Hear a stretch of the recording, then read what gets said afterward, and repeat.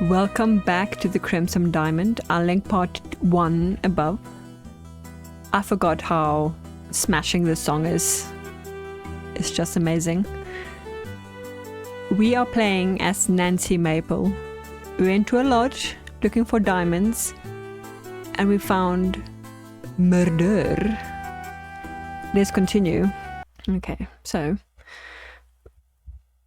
I forgot how this game works. Hello, where am I?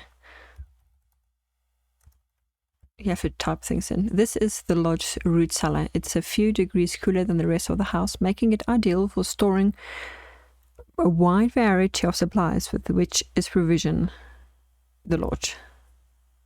Okay. There's a set of stairs in the east wall leading upstairs. The shelves contain an array of root vegetables as well as jarred bottled goods. There are sacks full of apples and potatoes. My goodness, Jack has done such a wonderful job with his little vegetable patch. Margaret is here. Evan is here.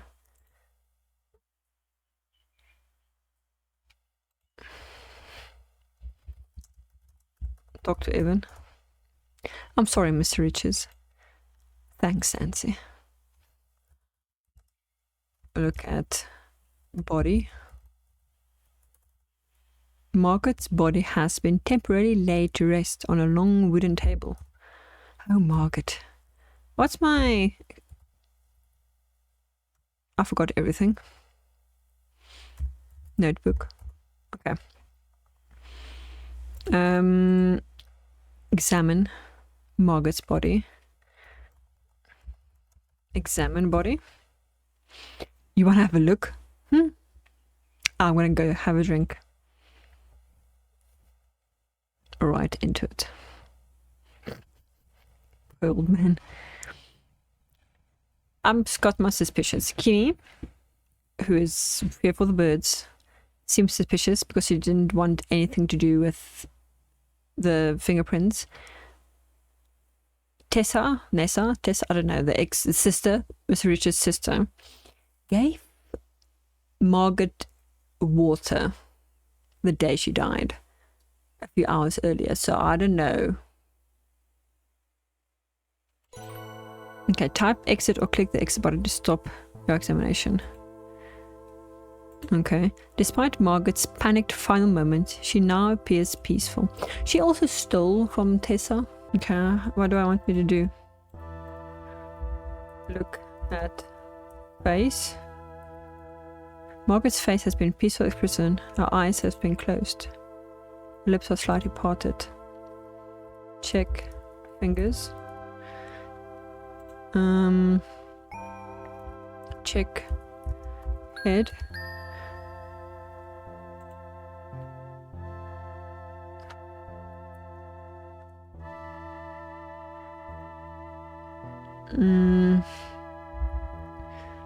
Look at robe. Even more. Okay. Bottom has 2 matching pockets. Okay. Look at back.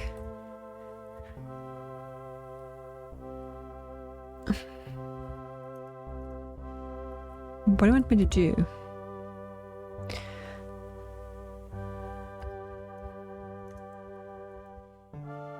Margaret's fair complexion is now a good deal paler than is fashionable. Death has given a waxy sheen. Look at stomach. Look around.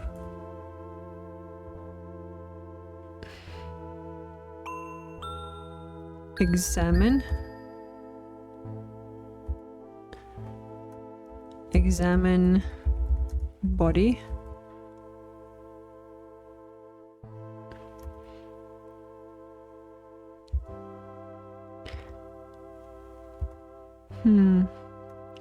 Examine hands. An inscrutiny of Margaret's skin reveals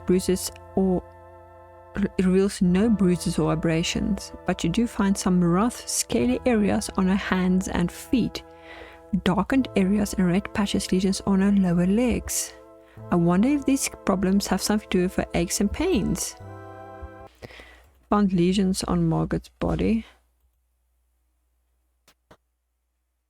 According to Evan, Jack and Nathan will eventually be going to the station. I wonder if I can catch them and ask them a few questions before they head back. Okay. Ooh.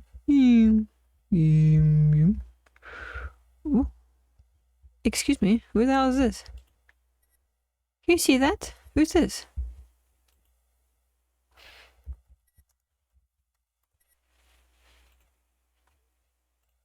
Kimmy. Talk to Kimmy. Kimmy? Yeah, what are you doing? Oh dear, sorry to startle you. Why are you looking, Kimmy? Looking? I was looking for owls with a dead body. Kimmy, there's a dead body looking for owls. You? Is that a phone?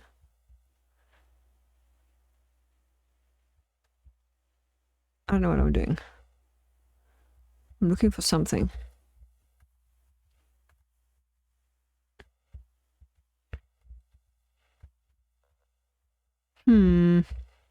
Map.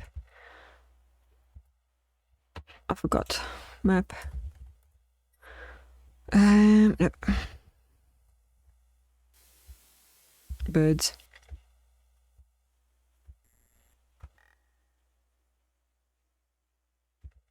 Mm.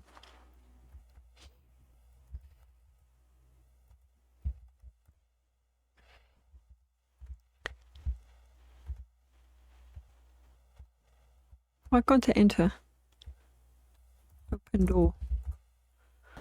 Thank you. Who am I looking for? Find Jack, find Nathan. Okay. I forgot how this bloody thing works. Okay, nope. Nope. Nope.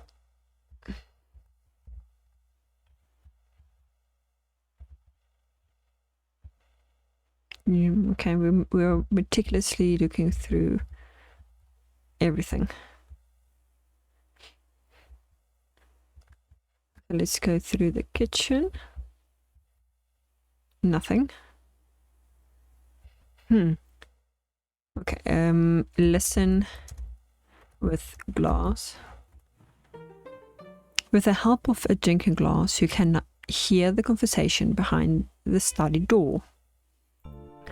What an unpleasant complication. Margaret had to die at such an inconvenient time. It certainly wasn't what I was expecting. I wonder, never mind that right now. Help me. Jimmy has this help me Jimmy this desk drawer open. I'm sorry to think Father never made a will after all. He was always such a grand dreamer, never very organized. Nothing in here but bits and bobs and newspaper clippings. We have our contingency plan. I'm not concerned. I'm stepping outside for a cig. I'll keep searching for a little while longer, but I've got to meet Albert in the gazebo soon. He seems a little willing to help us with plan B for a price. Good. Ooh.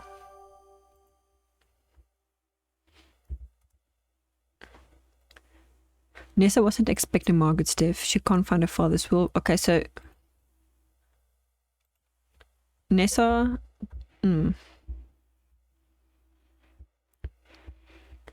Let's check upstairs.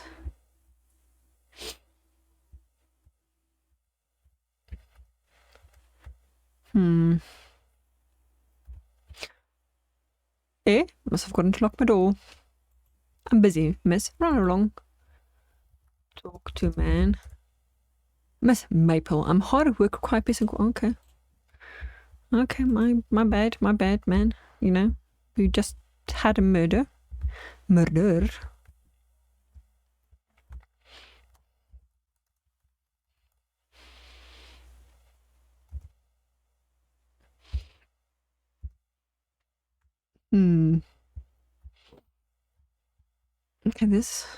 Okay, let's look around because this is where the body was found.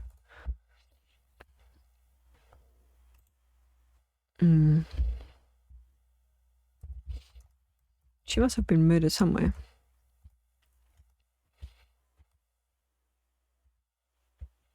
Oh?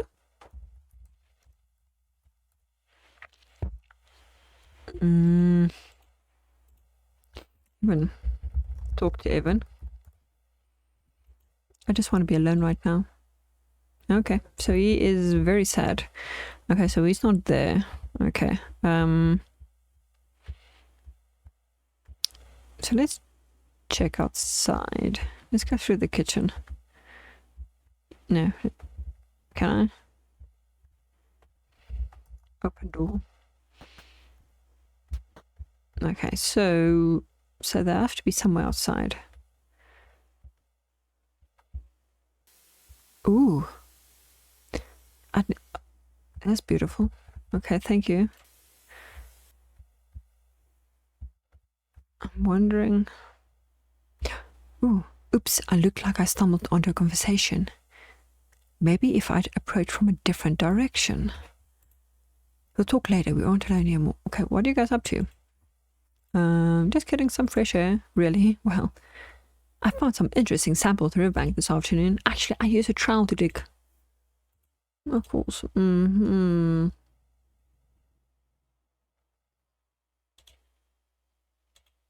What do you think? Very nice, Nancy. These are white corners, pretty good ones. Yes, sirree. Very pretty. Maybe get them set in silver when you're back in the city. White garnets, are you sure? Yes, very sure. Well, okay. Excuse me, I have to go to the carriage house and pray for automobile for Jack's drive to the train station. Thanks, Nat. Of course. Good evening.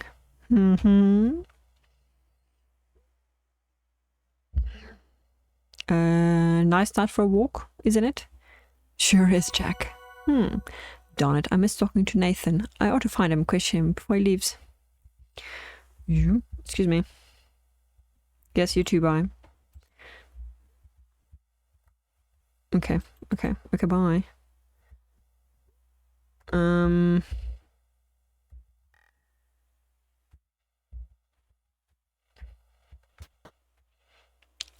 Yes, Nat. Okay, let's just see what the notebook says. Found Nathan. Okay. Good evening, Nathan. I thought maybe you were Evan. Sometimes he likes to walk the grounds when he's troubled. I wonder where he is now.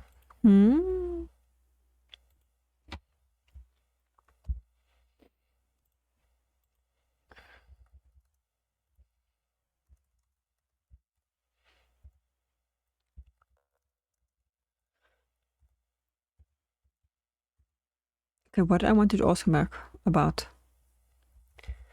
Talk about Margaret. Talk about Margaret. Ask about.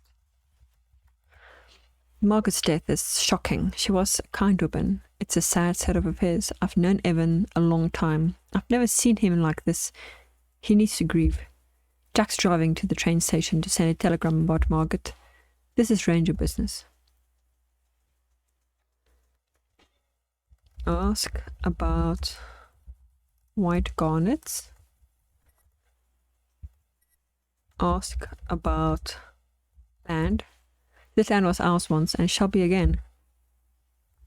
Ask about Nessa.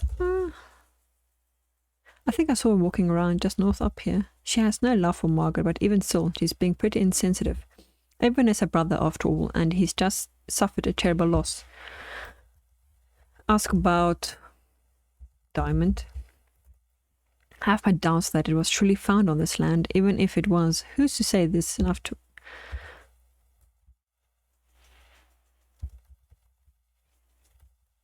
Okay, but...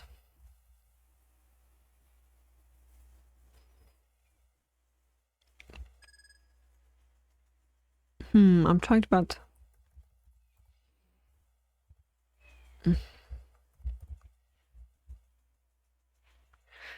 Okay, so let's see.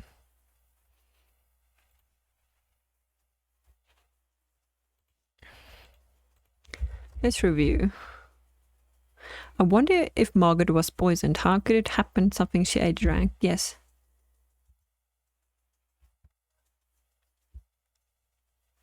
Yes, now what? Ask Nathan about poison.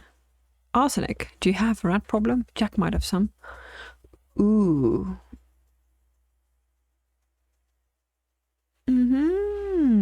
Jack has arsenic. Ask about Kimmy. Okay, but I don't understand. Review.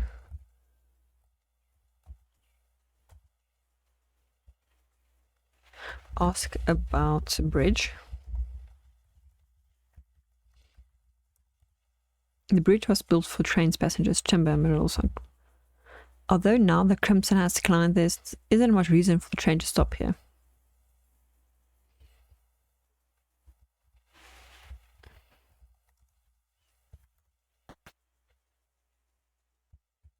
Oh? Oh, Nance, I was expecting. Okay, excuse me. I'm going to look for Evan. I can tell he's upset, but you know how he is. Always going off on his own. Yeah, maybe. Okay. Thanks, I'll check there. I have a few other bits in mind first. My meeting with Albert in the boathouse begins shortly. I will look for Evan after that. Good luck.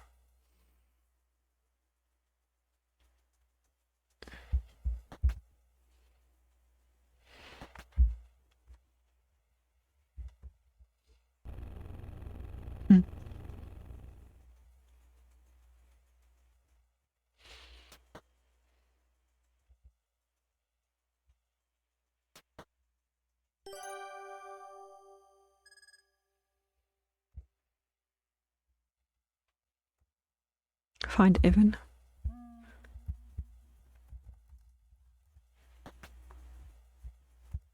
Pardon me, Mr. Maple. I'm expected elsewhere. I'm trying to leave too, my dude. Have a good night, Nancy. Good night, Nathan.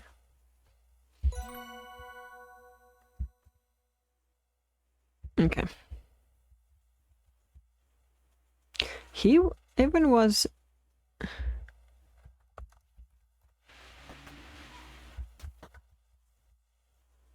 Okay, so he is... Let's go straight down. Gazebo. Gazebo's outside. Wait.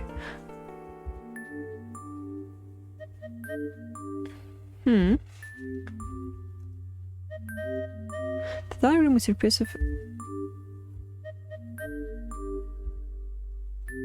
Okay. There's a large puddle of liquid here, soaking into the hardwood floor and under the...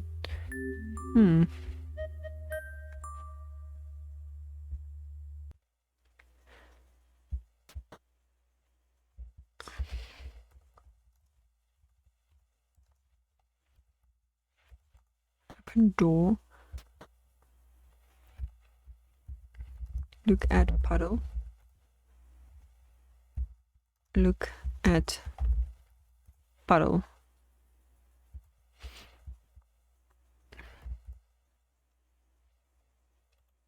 Okay, let's open door.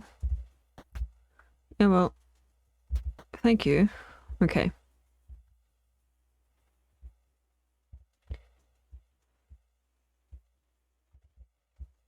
I want to look at the gazebo.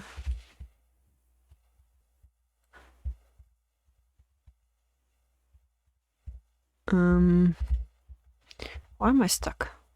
Ooh, Nessa and Corvus seem to having intense conversation. If I can get close, I might be able to hear what it's saying.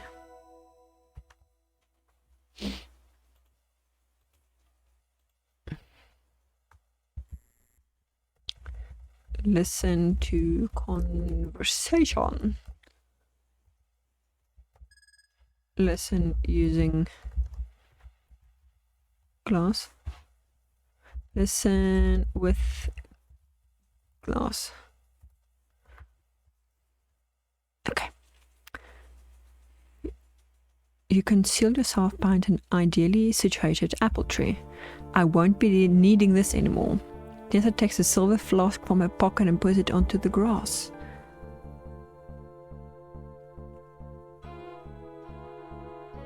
Suspicious? So she wanted to do something. Water adulterated with poison. I soaked fly paper in a glass jar and poured the liquid into my silver flask. Tossed the jars over the waterfall, easy as pie. I didn't think it would be quite so effective. I was thinking it would be more gradual, less dramatic. The tart couldn't even die properly, but no matter. It could look suspicious and be investigated. What does it matter? There aren't any dangers around. I didn't read the other part. This will be over soon, but we'll need to be bold. I'm ready for the next step. Oof. Murder. What a strange conversation. Nessa mentioned tossing some jars into the river by the waterfall. I should go to the waterfall and take a look. Okay. You. Waterfall was here. Ooh. Look around. A roaring waterfall flows speedily off the escarpment. There are mossy rocks by the water that look pretty slippery. Far off to the north you can make out a smokehouse, which leads to the jetty. You see something bobbing into the rushing water, caught among some rocks. I think it looks like a glass jar. Take glass jar. Okay, you need to save weight. Okay, Nessa emptied her flask of liquid. Nessa threw it in waterfall. Up to something. Retrieve the glass jar near the waterfall. Yeah. I died. Water grape. Okay, so we're back here. I died because I jumped into a river. I examined Margot's body differently. I found a key and I took her hair. Apparently they smelled garlic as well. Okay, can we go up? Use stairs.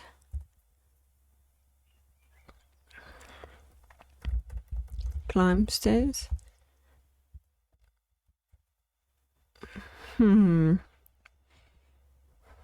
Go up.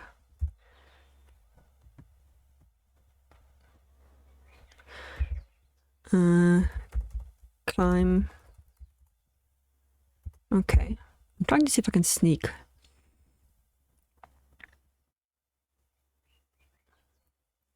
That's a very slow ass climb, lady. So because we've heard the other conversation now when I was there, I've made the adjustment to the headlamp. Should be fine now. Thanks, Nathan. Other than the minor repair, there are no other problems with the automobile. Do you think Albert suspects anything? Who cares what he thinks? We've kept him here. He might be convinced to help us. That's what's important. Ooh. Convinced, bribed, threatened, he'll be useful. I think so. He and I are meeting up in the boathouse to discuss his possible usefulness. Even tried to make Albert go away earlier. It didn't work. And now that the bridge is out, that's unlikely to happen. Maybe Albert can be persuaded to head westward for the right price. Maybe. I'll let you know what transpires. I'm going to look for Evan. I can tell he's upset, but you know how he is. Always going off on his own. Yeah, maybe that. Try the jetty. Thanks, I'll check there. I have a few other places in mind first. My meeting with Albert in the boathouse begins shortly. I will look for Evan after that. Good luck. Okay, so we have to go to the boathouse.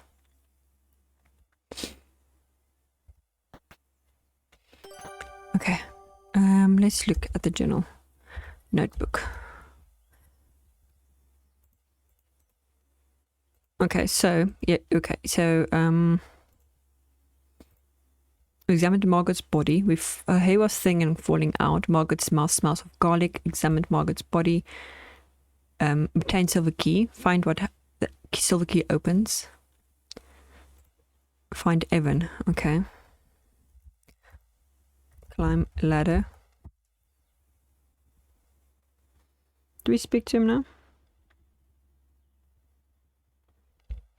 Only thing that bothers me of this game. Nothing else. Oh, Nancy, didn't you there? Talk to Nathan. Good evening, Nathan. Oh, I thought maybe you were Evan. Sometimes he likes to walk grounds when he's troubled. I wonder where he is now.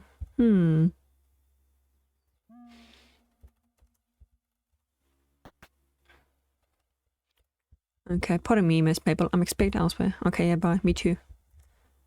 Leave. Okay. Have a good night.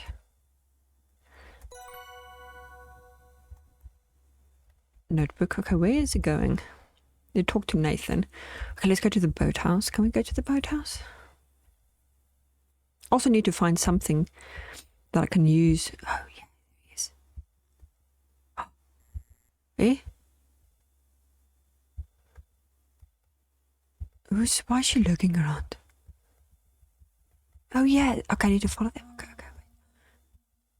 Let's follow them.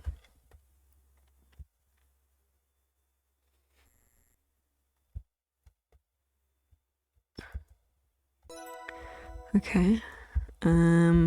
Let's go down. And I was hiding behind... Yeah, okay.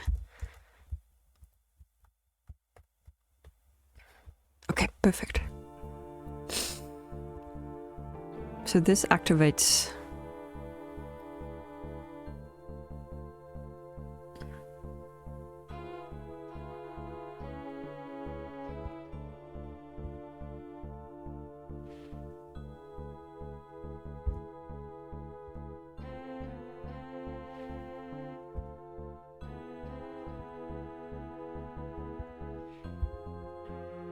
Okay, so...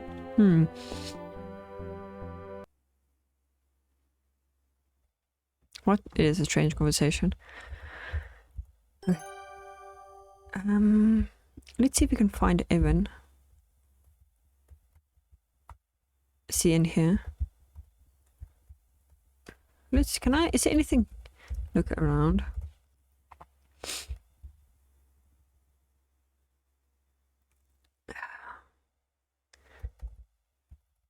Take, is there a rope or something? Take shovel. I do believe having this type of shovel handy field work. Okay.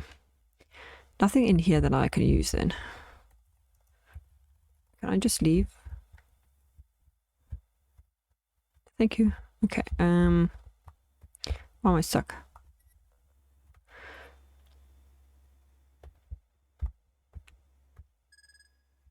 Something in here.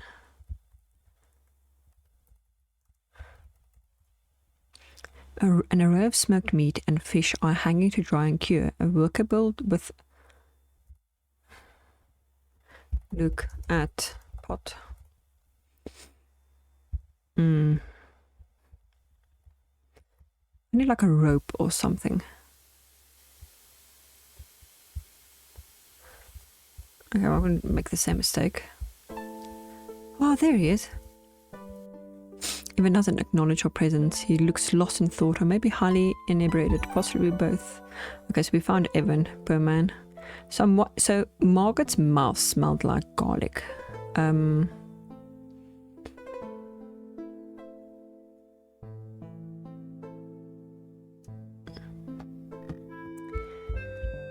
Okay, what?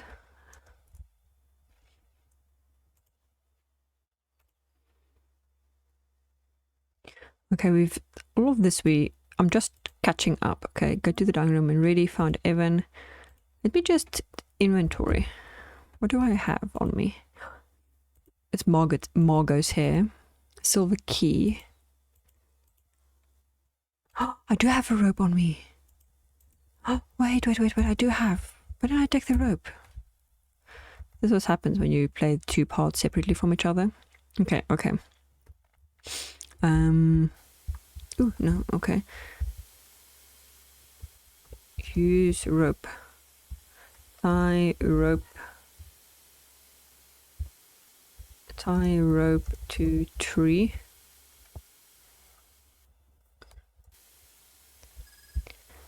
Now what? Use rope. Tie rope to body. Nah. Tie rope to...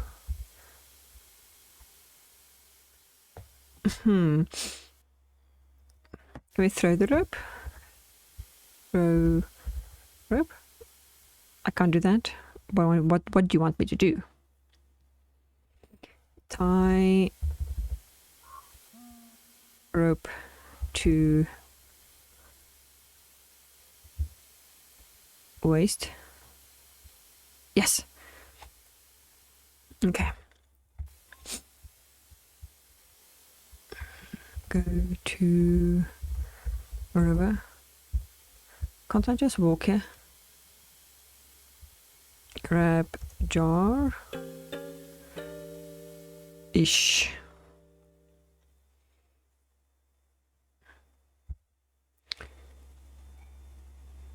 Okay, oh, it's a slope. Makes sense. Beautiful. Untie a rope.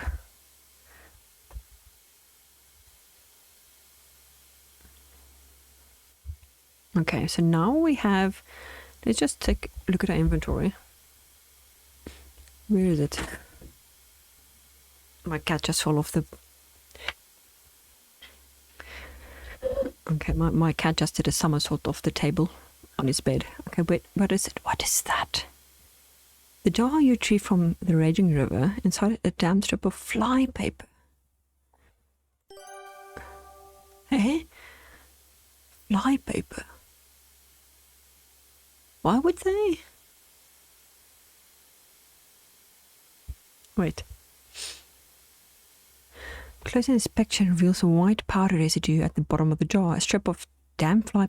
Oh, they did the poison. Okay.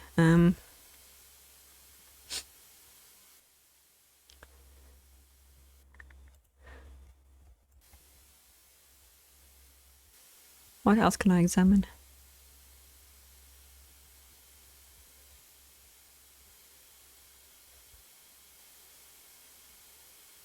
Oh, there's a map. Can I take the rope again?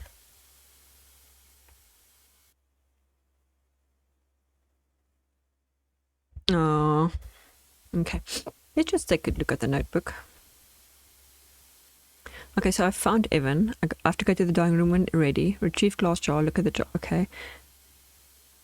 Just jammed off fingerprints.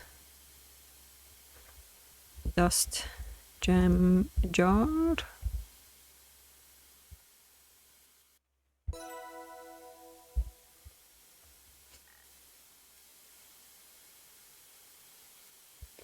Examine jam jar. Close inspection reveals a white powder residue at the bottom of the jar. A strip of damp fly paper. Nessa. Okay. We knew that because she said, why don't you see the one that threw this into the river? Okay, what? Oh, okay, let's head to the boathouse.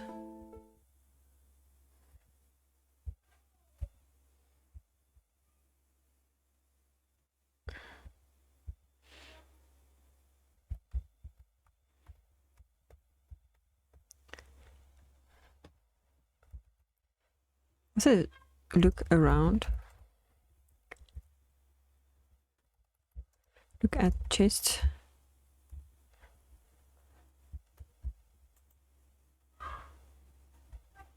Okay.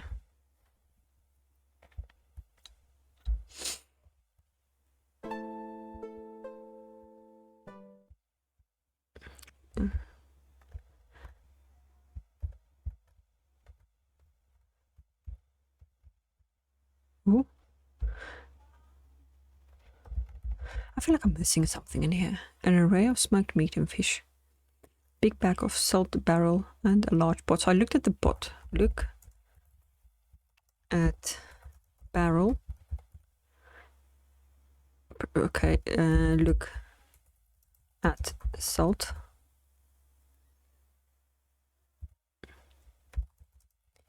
Take salt.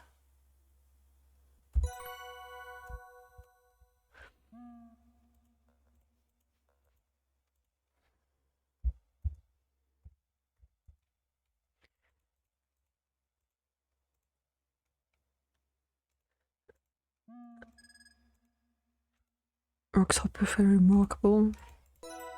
As a Expected rock salt composed of regular shape. Oh, but, okay, what? I don't understand why I had to do that. Okay, so let's just make sure we've done everything. I feel like my head's all over the place.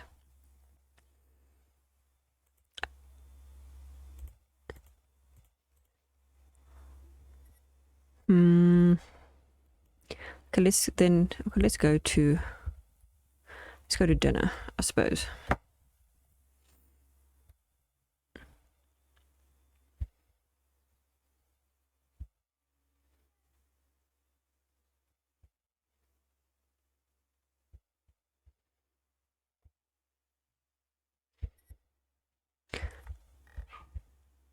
Do we confront them with the jar? Okay, I just want to see if...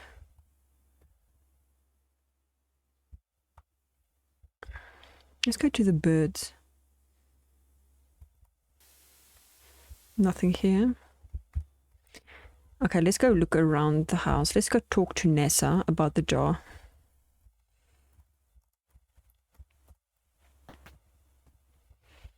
Where is she? Nope.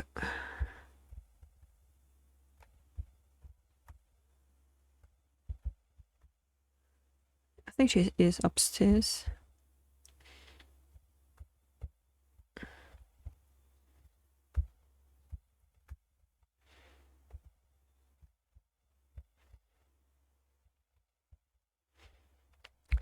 Talk to Nessa about jar.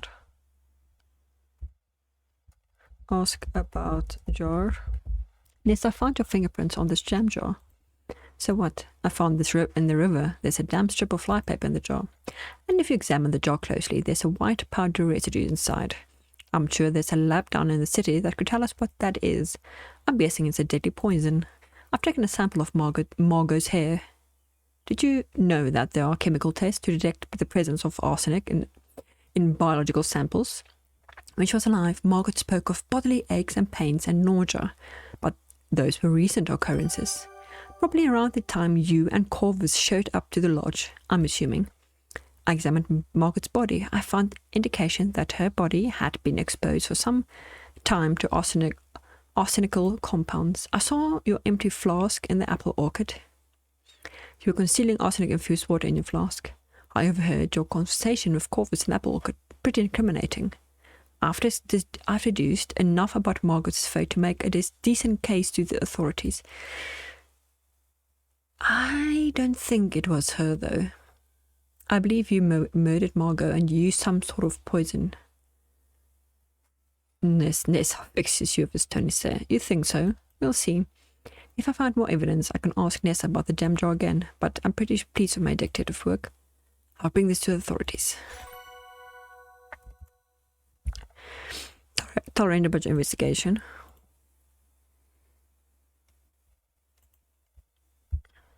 Let's just...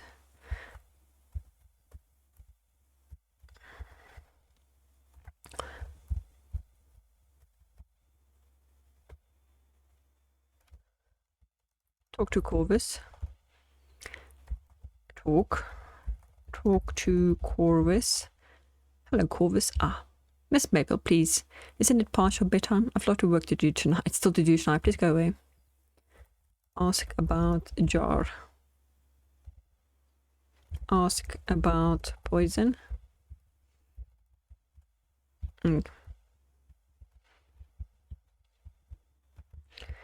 Okay.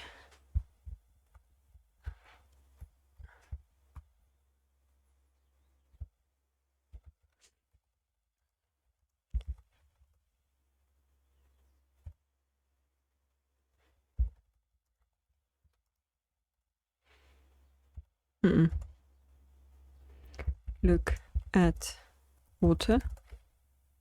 Something at that water. I wonder if you can test it in the future. Oh. If you dare follow me once I'm done here, you won't...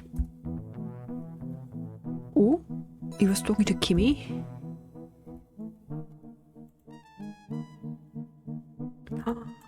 She isn't here for the bird, she was following him.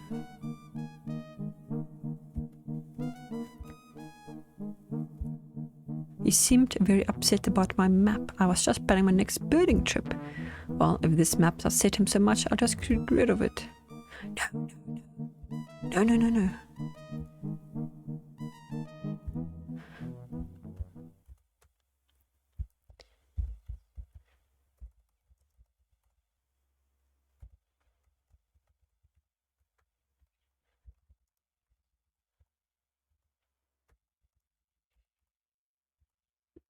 What do I do? What do I do?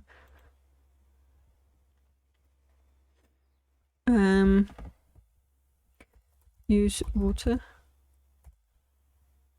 Put out fire.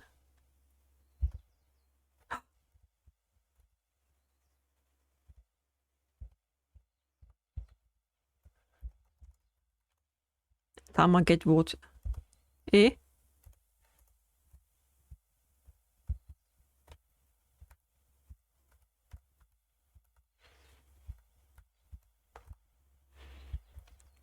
Oh, mug with water.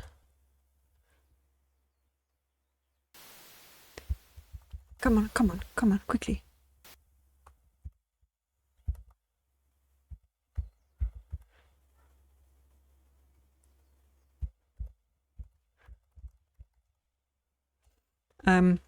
Put out fire. Okay, take map. Yes. Look at map. Yes. Look at map. Look at Kimmy's map. The map is slightly charred and damp, but it's still mostly intact.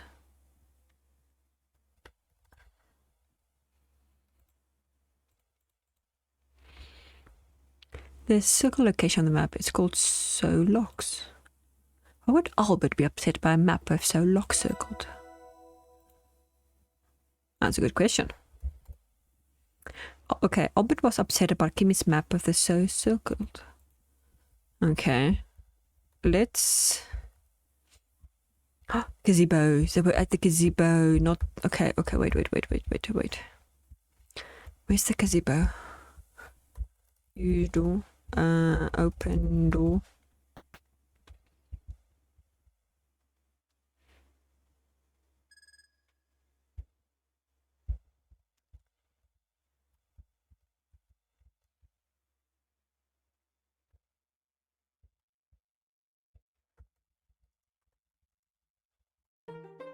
Okay, with the help of doing a glass, you can hear a conversation behind the double door. They can't know why you're really here. Who knows what could happen? Ooh, of course. This is a ranger. I understand the potential risk involved. I'll be discreet with my investigation. We'll just say you were in the area, and that's how you got here so soon. Not that you were already on your way. Ooh, understood. The young lady, Margot. Yes, Margot. Is there any reason to believe her death was suspicious? She always been a bit sickly. Don't bother yourself with that. Just make like you're looking into her death. That'll be a good cover. But focus on what you're really here for. Okay, Jack. Ooh. Ooh, ooh.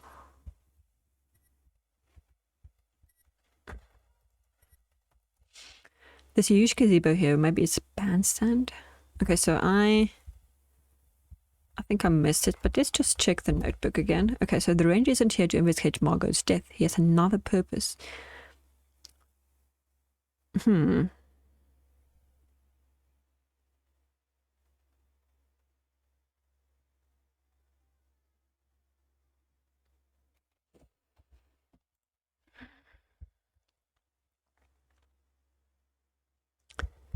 Okay.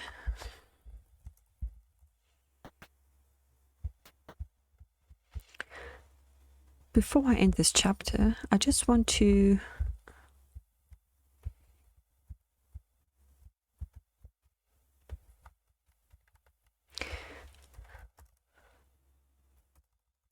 ask about, I think I spelled poison. I think it's mainly poisonous. There are plenty of criminal cases involving women doing away with their husband for money. I'm not a criminal lawyer, so I don't have any direct experience with that. Okay, so let's see. Let's look around.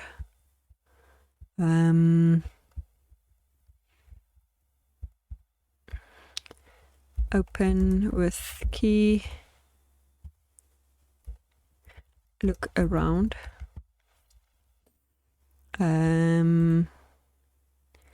I don't want to see what I can use. Okay. Look around. Footwear, some fancy frocks. Okay. Key of hers must have opened something. Look at vanity. Open drawers. Use open drawers with key. Open drawers with silver key. Ish. Open sesame.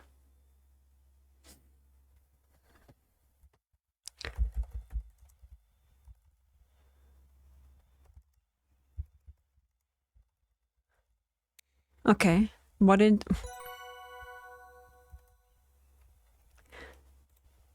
Okay, open...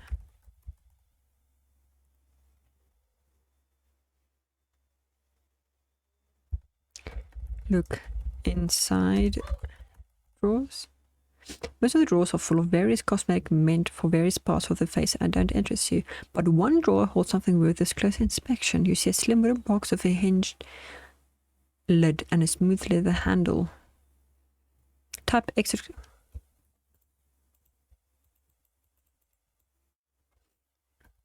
Look at a box. Look at handle.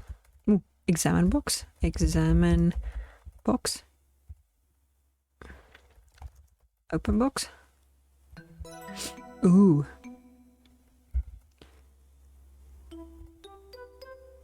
Eh? Look inside.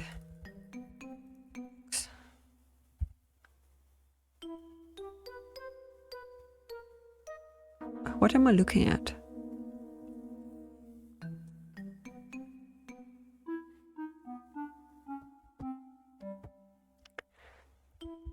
Examine.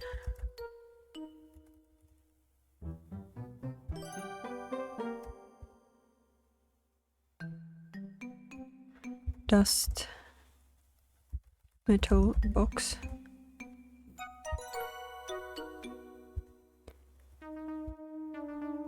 Examine fingerprints.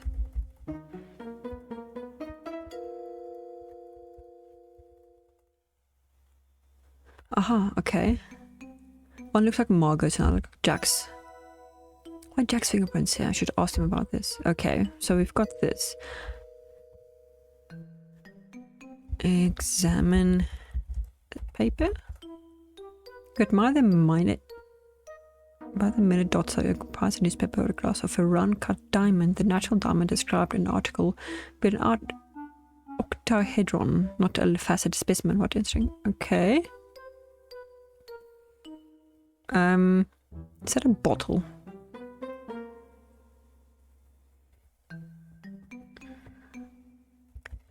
Dust handle. Dust bottle. Let's just do,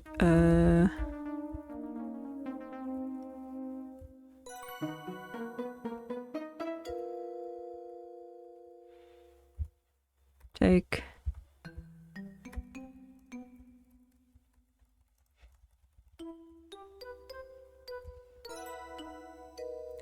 examine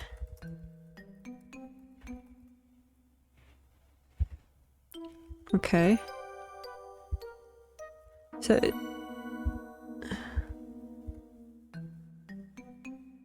what's this? These things in the middle. Those. What are those? What's this?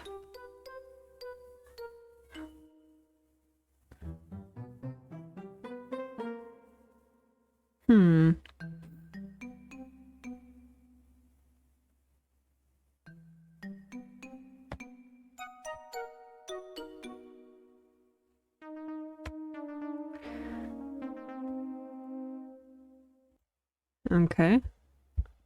So I have to talk to Jack.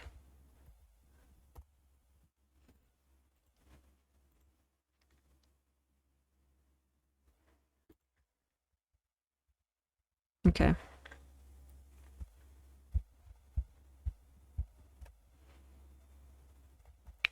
Talk to Jack. Ask about box. If this was a nicer person, I'd say the theft of her brooch was a real shame. Ask about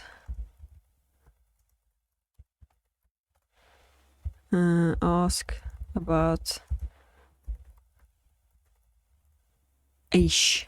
Ask about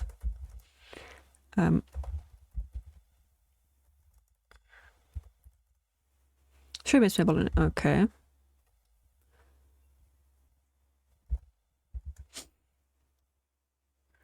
Okay. Ask about Margot's kit. I found a strange kit in Margot's Village. Do you know anything about that? It was full of interesting things. A kit. I don't know anything about that. I found your fingerprints on the kit, Jack. Did you have something to do with Margot's death? No. Margot had a medical condition, and I helped her take her medicine. But I never asked her what was in it. The writing on the labels are tiny. My eyes are bad. I couldn't read them. I didn't try. I know. You heard us. Jack goes red. Ah, yes, once. Ooh. That probably sounded really suspicious, but Nancy, we were friends, and friends only. You think her treatments killed her? We were always so careful. Was it dangerous or poisonous? I actually don't know if anything Margot's kit was poisonous. Okay. Okay. So the pamphlet and the... Okay, let's go. Let's go do that before I go to the dining room and end the chapter. Go up, please. This is a long chapter.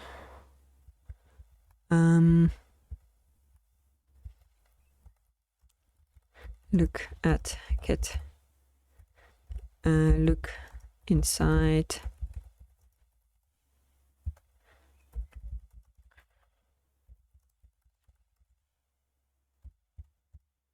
Okay. Open box.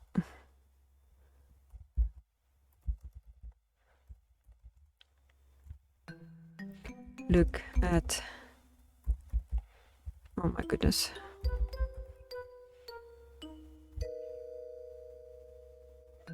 Use...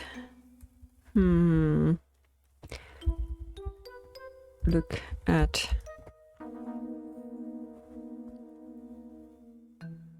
What's the other thing you looked at?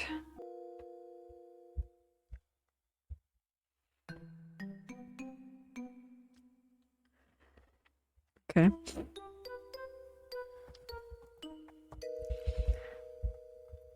Read the pamphlet. Read.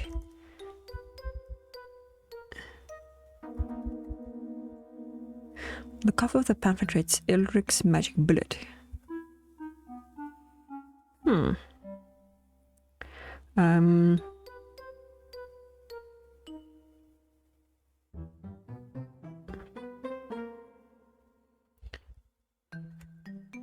Examine. Ah, man.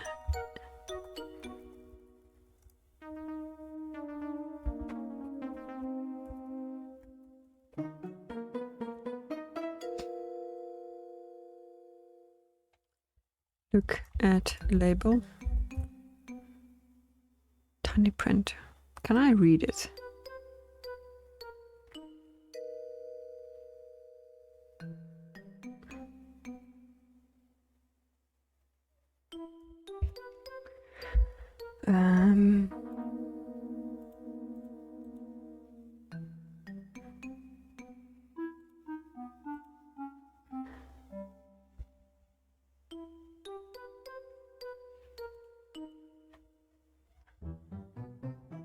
So I can't actually take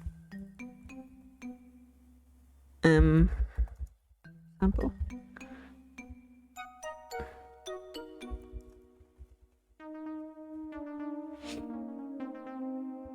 Ish. Oh. Okay, let's go to dinner.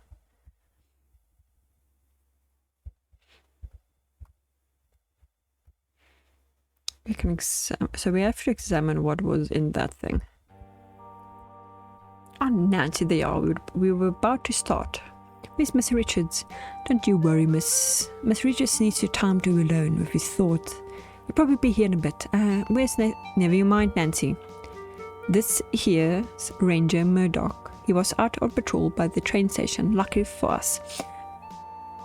I told him about poor Margot. He said he wouldn't mind stopping by and filling a report. A report? Whatever for? She had a fit and died. Bury her and be done with her. It gives me the creeps having a dead body around. I'm sure nothing's amiss, but how could I turn down Jack's hospitality? I'll take a look. File a report of the death and save old Doc Travers a trip up here. What about the bridge explosion? Do you have any news about that? A bridge explosion. News doesn't travel very fast in these parts. I'm out in the bush most of the time. Of course, I was attracted by Marco's death that I completely forgot to mention the bridge to Ranger Murdoch. Anyway, I sent a telegraph to the closest town. I'm sure the appropriate authorities are handling it. I'm sure bears and raccoons are more my jurisdiction. Not much happens out in this way. Tomorrow morning, I'll take a look at Miss Margot and be on my way. Sounds good. My, it's late. You must be bushed. I'll get you set up in the spare room upstairs. Are we done here? I'm dreadfully tired. I am tired as well. Les and Corvus leave the table after exchanging what seems to be a series of impatient looks. Kimmy follows soon after, seemingly unwilling to appear rude by leaving first. By the time Jack shows the ranger to the spare room, you realize a lot of time has passed and Miss Richards still hasn't turned up. I should check up on Miss Richards. Excellent job, kudos on your thorough investigation technique. Okay. Chapter 4 complete. Oh no, where's Mr. Richards? Chapter 5 Escalations.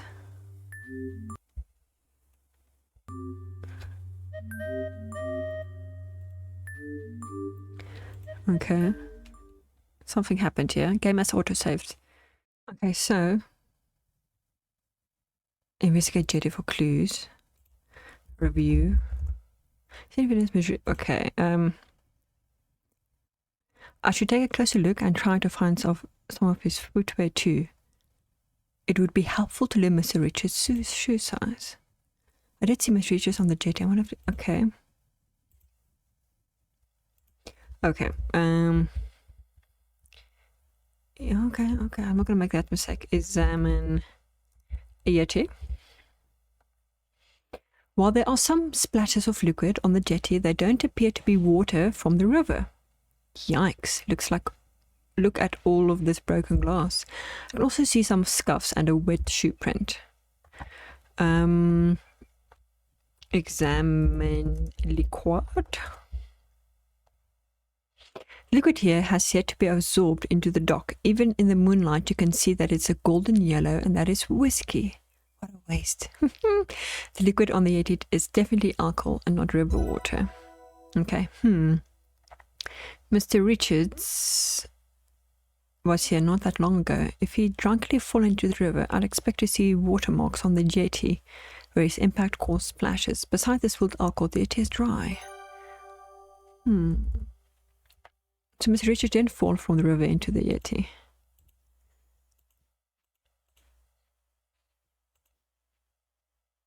Okay. Examine footprint. Upon closer inspection, you ascertain the shoe print came from a size 14 foot.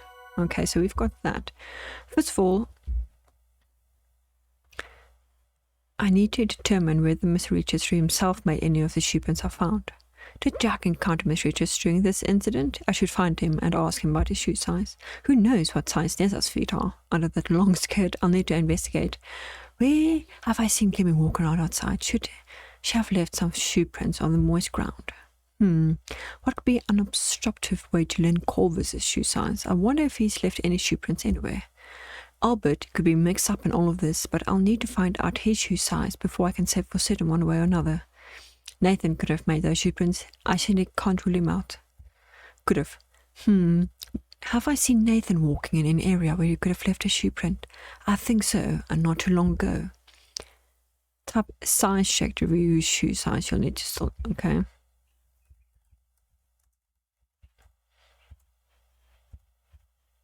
Okay. But let me just take a review. Okay, footwear I checked.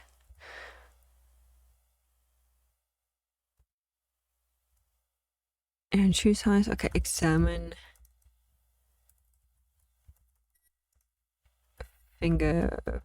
Let's spell it right this time.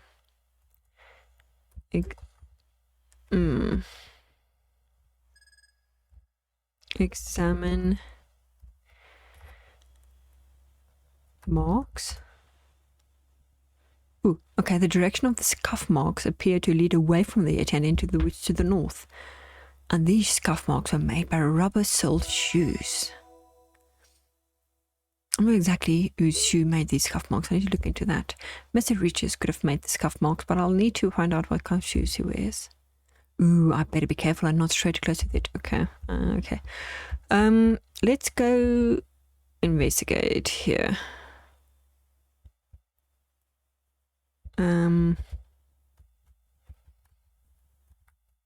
Because I'm certain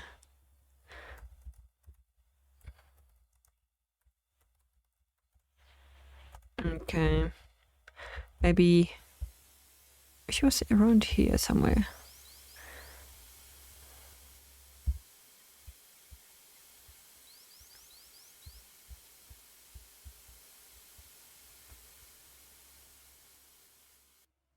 Ooh, okay. Upon closer inspection of Kimi's shoe prints, you conclude that he was size 6 or 6.5. Okay, so... Oh yeah, okay. I don't want to die again.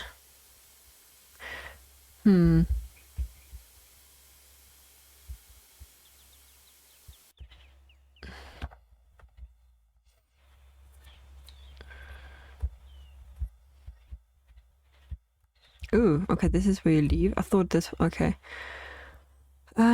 I feel like I'm missing something here. Examine jaw. Okay, now that is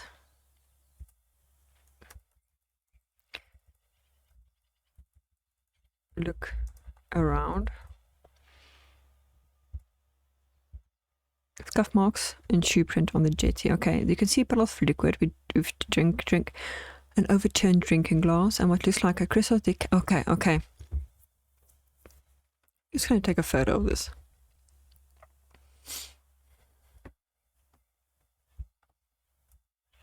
Okay, so examine. What do we? Okay, examine.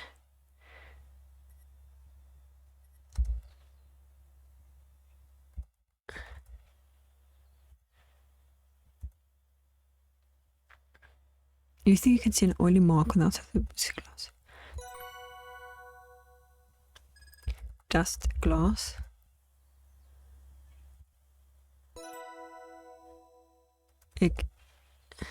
Okay, examine fingerprint. Aish. Examine a fingerprint. Examine glass.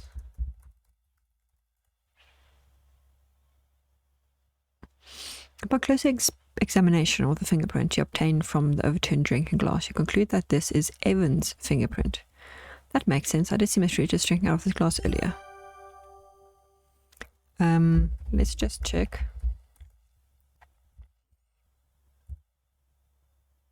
We did check the drinker glass. We did check the puddle. It looks like to be a crystal decanter. Examine decanter.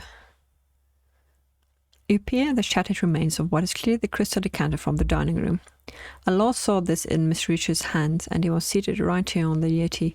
What on earth happened here? Oh my, the decanter would have needed to be picked up and thrown down with some force to break it like this.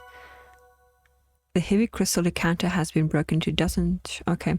I think I see some oily imprints. I wonder who's been handling this decanter recently.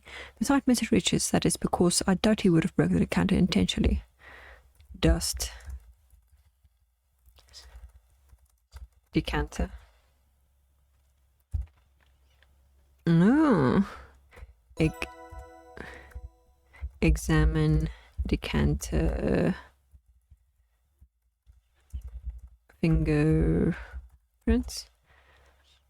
After peering at the fingerprints, you on the broken bits of decanter, you conclude one of these fingerprints belongs to Evan, the other is Nessa's.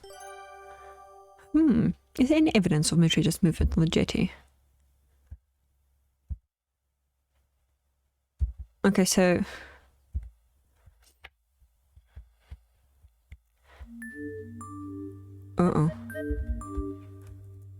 you see some possible sign of struggle. There are scuffs and shoe prints in the grass on the path, and some tree branches have been snapped off. Examine hair. Ooh, long brown grey hair. I know Nessa has hair like that. Did I take the hair? Take hair. Okay. Examine marks.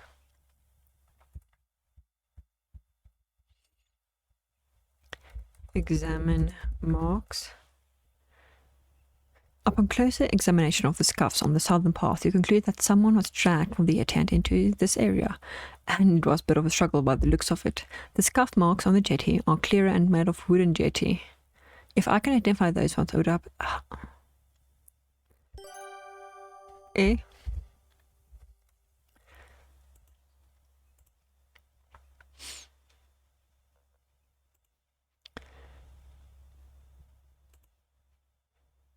Examine.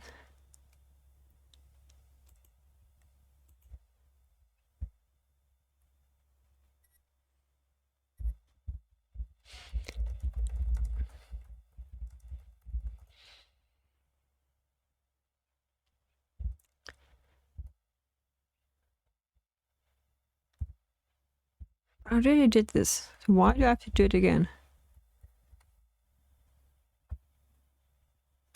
Examine. I did, okay. Let's follow this, because what is going on here? Can you see? Ooh.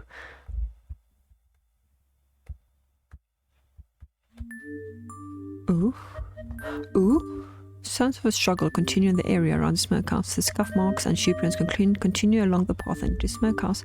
The door to the smokehouse is shut tight, but you can hear some instinct noises inside. Eek. What's this? Examine.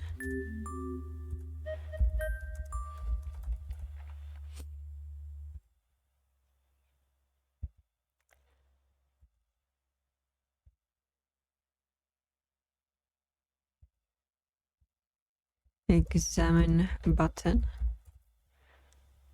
This is a grey metal button with floor buttonholes. Who does this belong to? I should look more closely at people and what they are wearing. Ish, this is just getting more complicated. Listen with glass.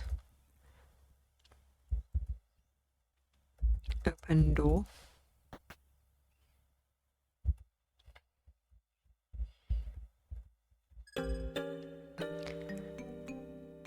Oh. Nathan please steps out. Okay. Nathan is frantically rummaging in the smokehouse.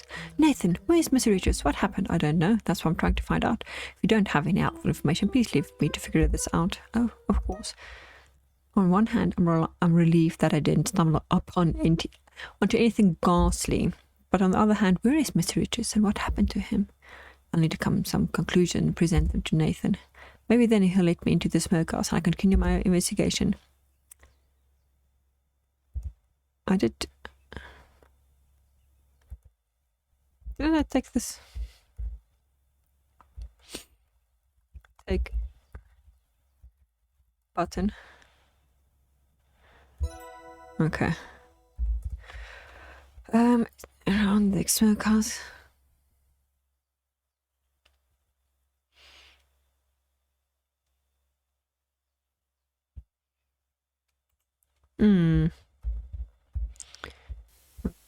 Okay.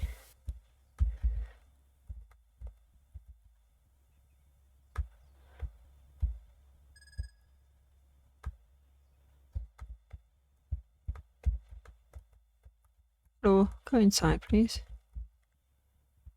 Nope.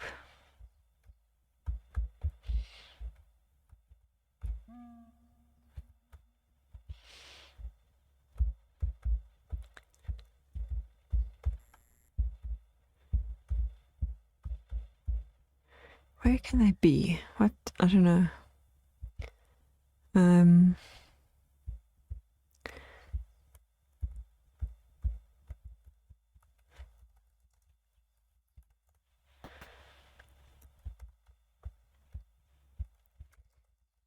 Is there footprints in here?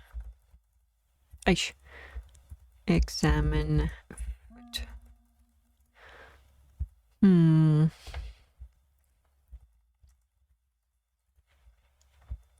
It appears okay. Nothing. Okay, zebra to the river.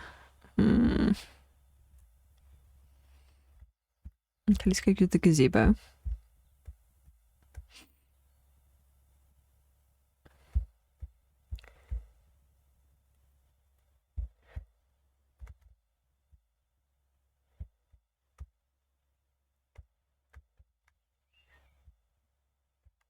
I'm wondering.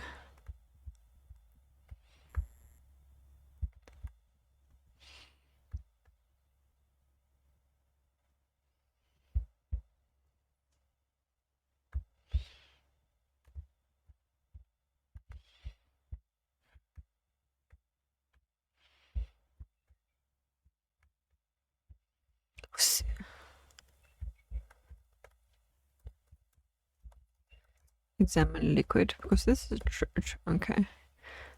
Bottles of whiskey are staggered at irregular intervals, both on and off the path, almost as if whoever was responsible for them was also staggering.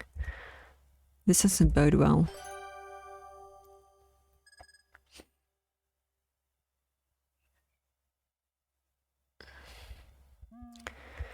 Can I? Okay.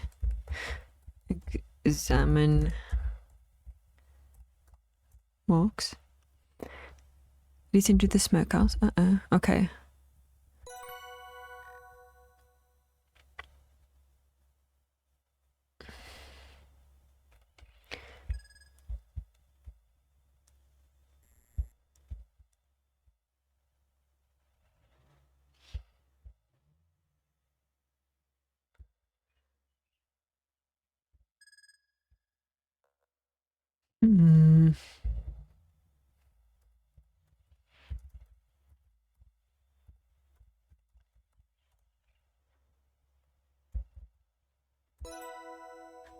Okay, I just want to check what I've got.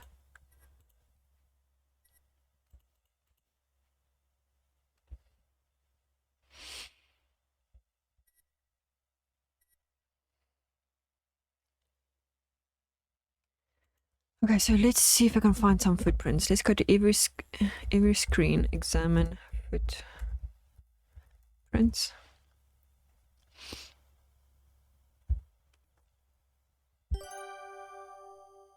Okay.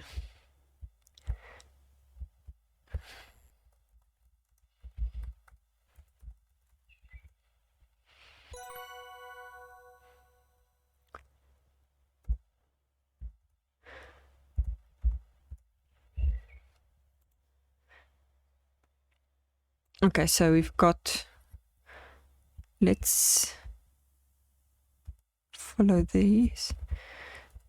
Examine.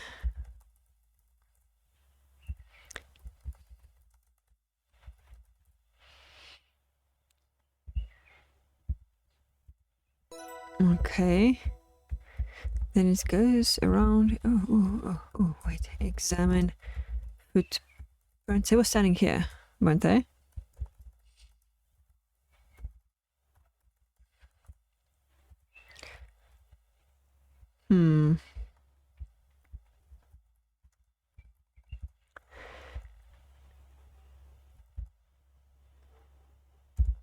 Okay, nothing of interest around here.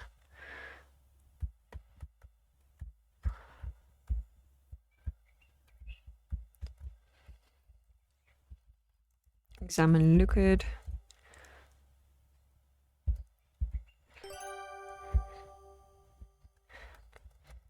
Examine footprints.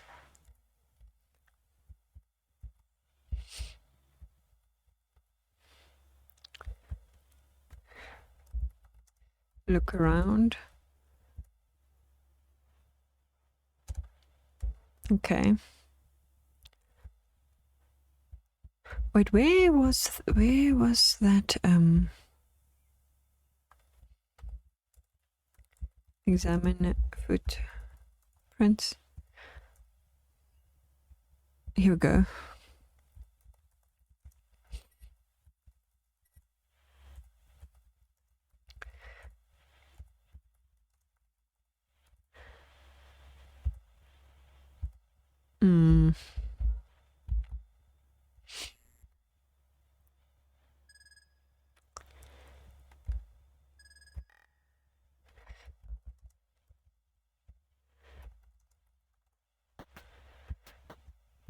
Okay, let's see if we can find any footprints in here, because I feel like I've...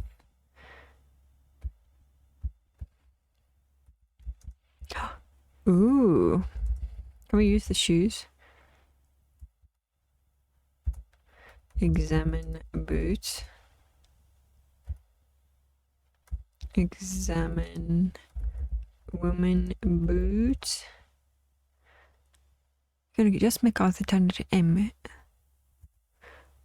Please confirm this boots belongs to Margaret and that she wears a 5.5 boots. Examine man boots.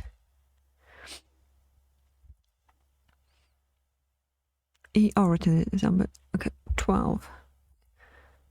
Robust. Okay, perfect. Jack's 12. Beautiful.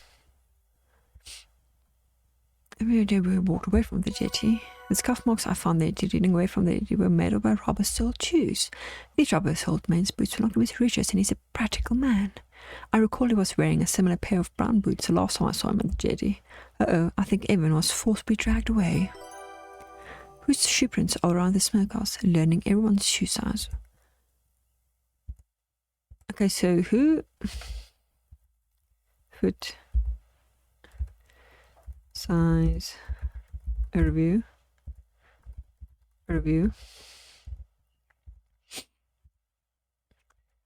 Footprint... Review...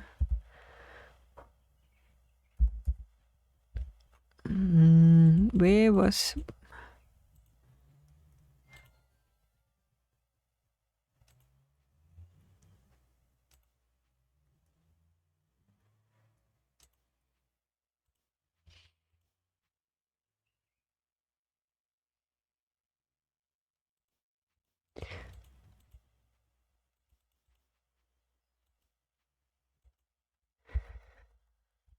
Okay, so let us see.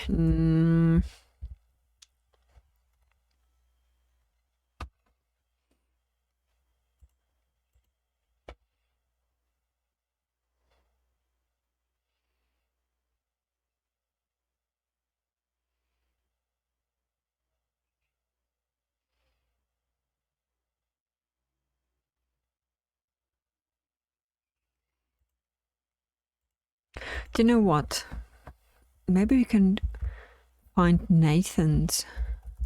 They were standing at the bridge.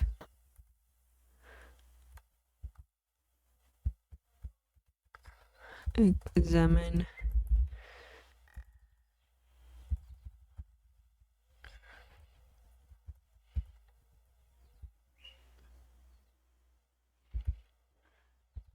Examine footprints. Aha! Jack was... Okay, so the Jack was got a size 12.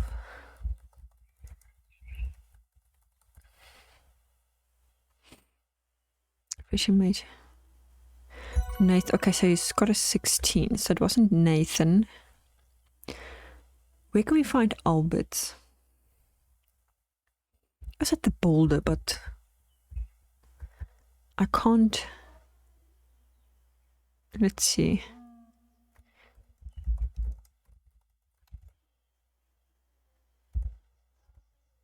No, just okay. Examine.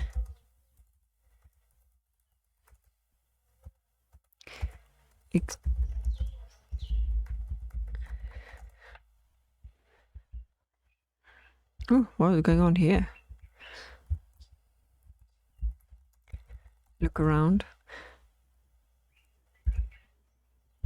Outdoor waste. Okay. Default set of papers. Look at papers.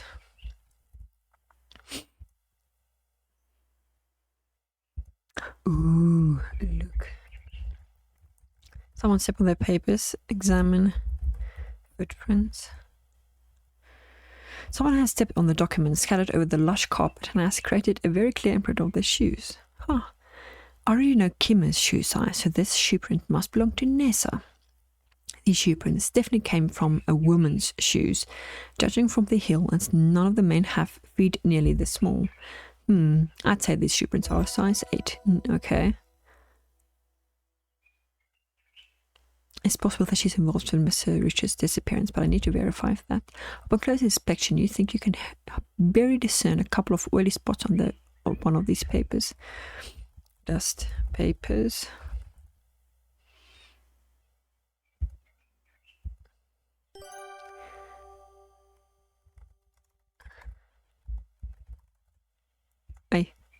Examine fingerprints. Examine paper.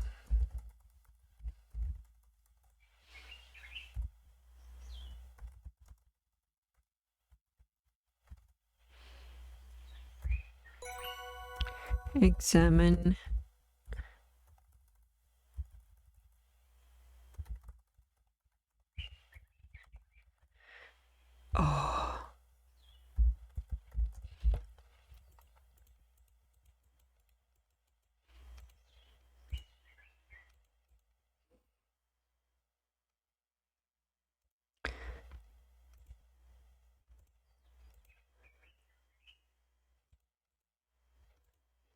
okay.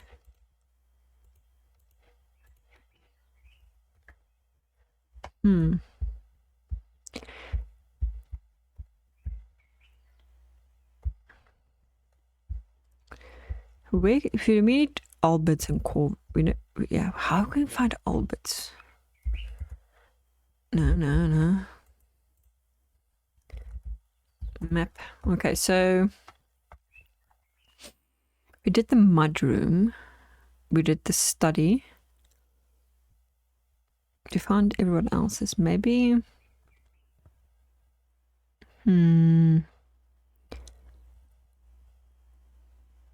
Okay, let's go upstairs.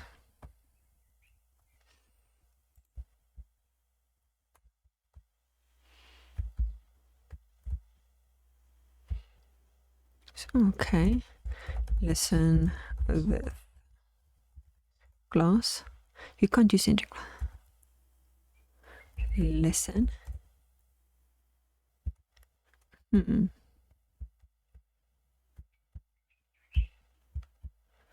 the closet?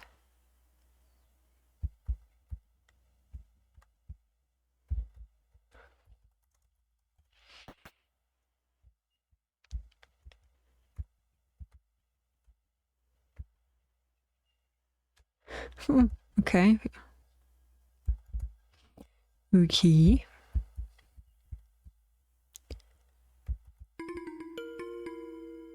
Oh, what are you doing?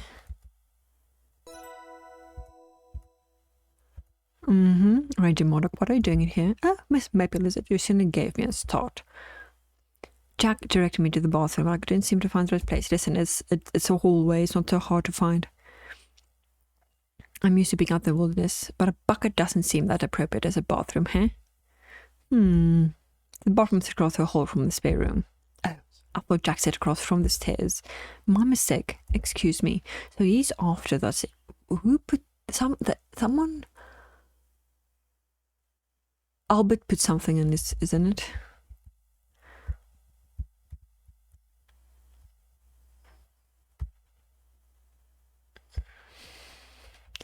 Ooh, listen with glass. Listen with glass. With the help of the drinking glass, okay. And what government agency did you say you sent you, Mr. Esper? Your government sent me. The specific name of the agency escapes me. Here, I have the document. I trust they're in order. Ah, thank you. Let's see. Yes, those look just fine. Of course they do. May I see your identification papers? There's a pause in the conversation. Even with the aid of the drinking glass, she's trying to hear what comes next. See here, officer, I'm a very busy man. I don't have time to root about in my documents to produce my identification papers on the moment. I'm here because my government is doing a favor to your government, yes? A strong international relationships are vital, especially in the times to come. Doubtless you are aware of the current state of world affairs. I am. So, if I were you, I'd take a step back and turn your attention to the dead woman in the cellar, which is, after all, the reason you are here. Of course. Have a good evening. Have a good evening to you, Miss Esper. So much for Canadian hospitality. Ooh. Oh, so good evening, good evening. You are up to... Ooh. Examine.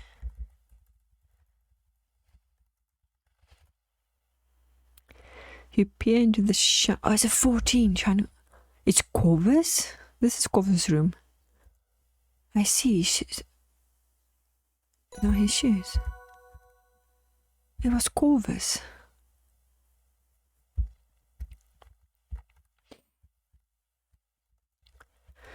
I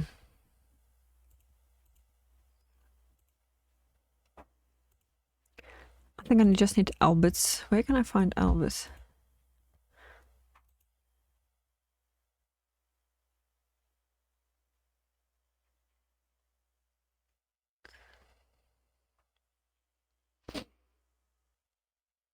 Okay.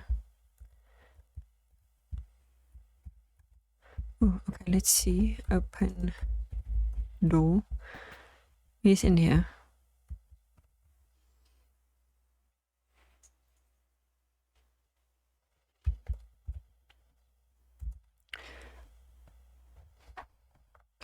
Where can I find his shoes? Open door. Open cupboard. Hehe. Examine shoes. I think it's okay. So Nessa and Corvus shoe prints were found there too. Okay, so they were involved with it. According to what I've deduced, Nessa and Corvus attacked Mr. Richards, the jetty, and they dragged him into the smokehouse. Their shoe prints are all over the jetty and leading to the smokehouse. The scuff marks I found came from the rubber-soled shoes of the kind that Mr. Richards wears. No one else at the lodge wears shoes or boots with rubber soles. Some of Nessa's hair were caught in the tree between the yeti and the smokehouse. That's definitely unusual. Nessa and Corvus were discussing something about a will, but whose? Oh, but I remember overhearing a conversation between them about looking for Evan and Nessa's father's will. Could this have to do something to do with that? I'm satisfied with my investigation so far. It's time to go inside the smokehouse and share what I've learned with Nathan. Okay. Weep.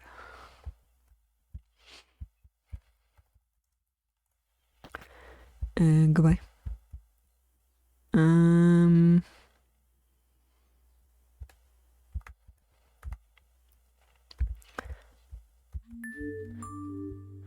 listening. There are shoe prints all over the yeti leading to the smokehouse. Yes, I saw those, but I have no idea who this could belong to. I do. I did a bit of detective work and learned that shoe size of everyone in the lodge. You did? I certainly did. And according to my findings, I've concluded that Nessa and Corvus dragged Miss Richards off the yeti and into the smokehouse. That makes a lot of sense to me, Nancy. But where is he now? That's what we need to find out. You're absolutely right about that. Please let me take a look in here and see what I can find. You've done very well, Nancy. Maybe you can figure out where Evan is now. So far, I've come up empty-handed. Thanks, Nathan. I'll try to not let you down. If you find anything of significance, let me know as soon as possible. Will do. Oh, and one more thing. Yes, Nancy. Nessa seems to be desperately looking for something. I'm not sure what. She's made a mess of the study. There's papers all over. I think it has something to do with the will. I heard them talking about it in the parlour last night. A will? Come to think of it, they were discussing Evan and Nessa's father's will. That was after dinner yesterday. I need to go talk to Jack about all of this. Meet us in the study when you're finished here. You can tell us all about the results will and the mineralogy report then. Good luck, Nancy. Good luck to you too. Okay.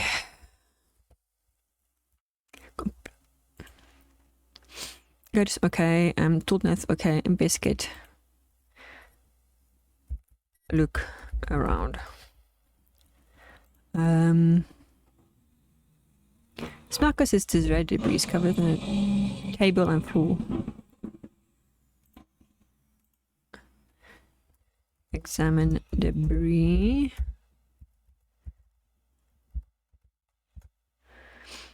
Inspecting the Jordan almond fragments through your loop, you can see conchoidal fractures in the candy shell that remind you of the sharpened obsidian. Shining like obsidian too. Eek.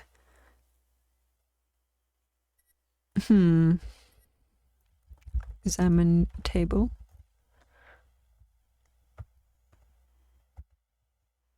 Why would the world with Jordan almonds be in the smokehouse? Look.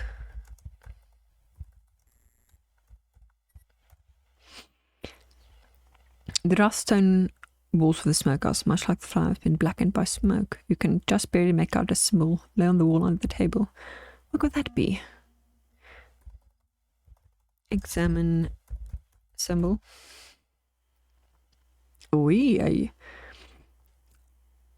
The symbol appears to be a circle within a circle. The smaller circle is oh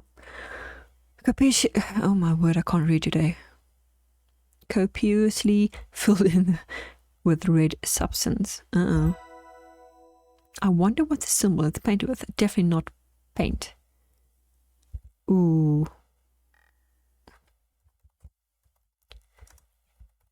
Examine the liquid.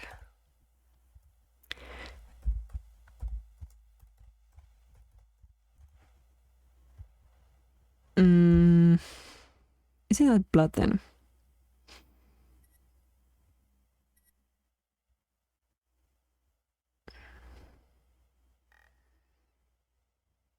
Okay, let's examine floor. So this, thanks to your loop, you can clearly see the yellow fibers on the floor of the smokehouse from hairpin rope. The fibers have broken off into twisted strands caused by friction. What? Oh, could have done that. Could it be that Mr. Regis was tied up here in the smokehouse? Cookie crumbles on the floor. These look like crumbs from the cookies that Jack was baking earlier. I haven't seen bits of jam. Oh,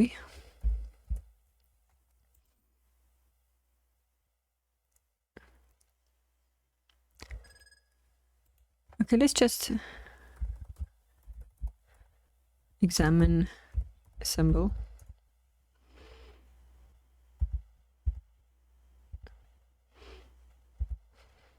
Smell.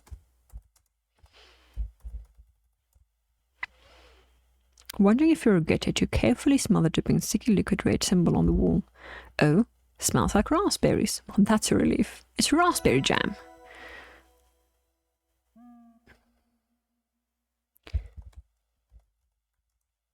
Can we examine table?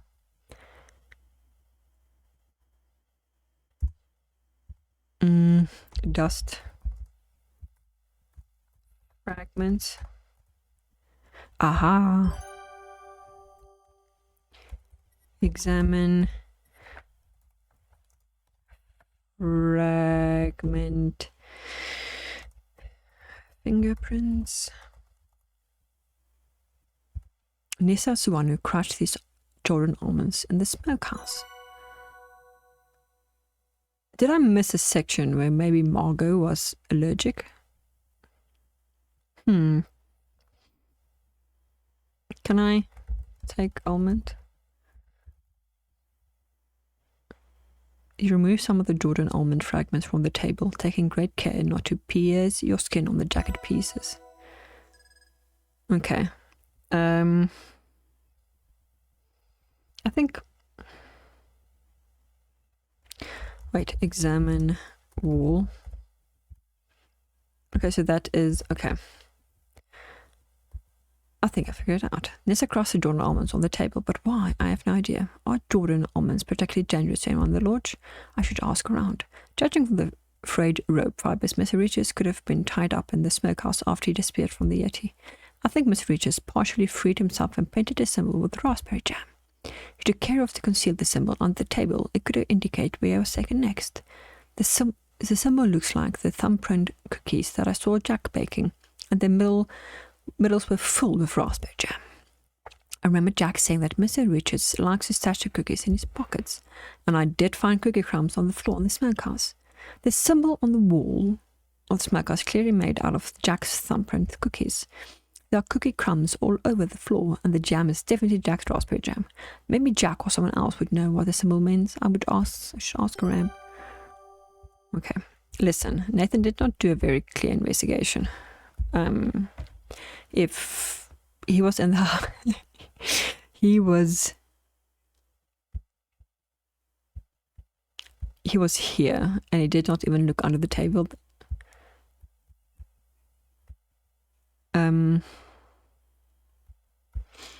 Yeah, let's have a look around.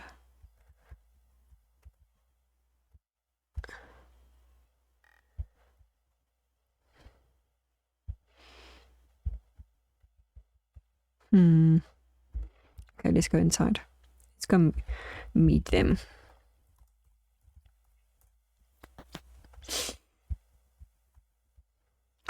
I just want to...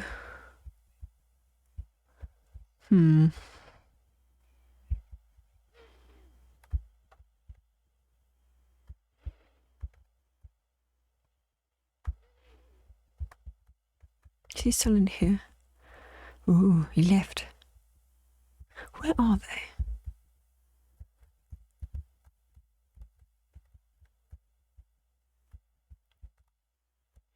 Where is Corvus and Nessa? Even ooh.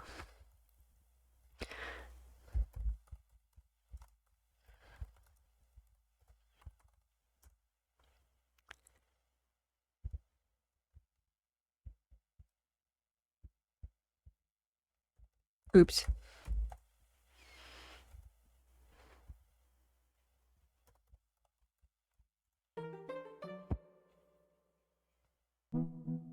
That hussy, that harlot, that strumpet.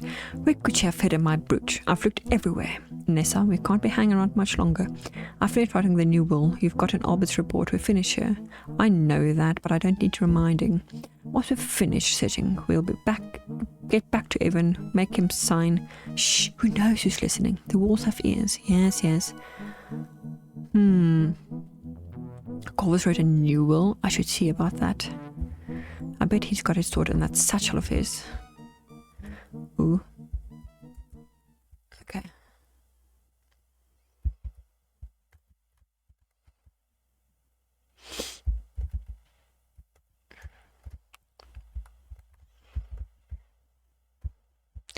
This is...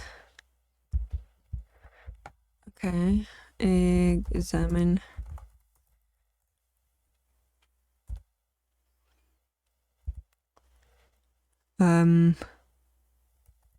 Look around.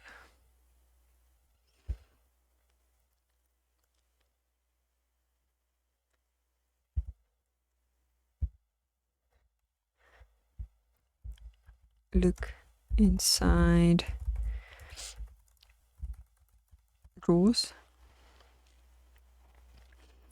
After searching through all the drawers, you find moth-eaten socks, loose buttons, single shoelaces, and other assorted bric-a-brac. You don't find a key of any kind.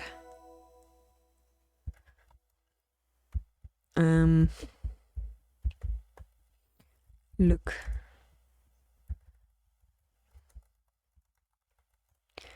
Examine table. While it's pretty clear to even a casual observer that the table has nothing on it, you take the extra step of looking under the table in case something is concealed underneath.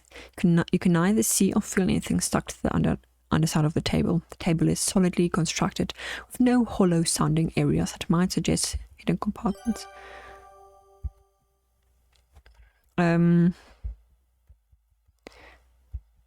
Examine desk.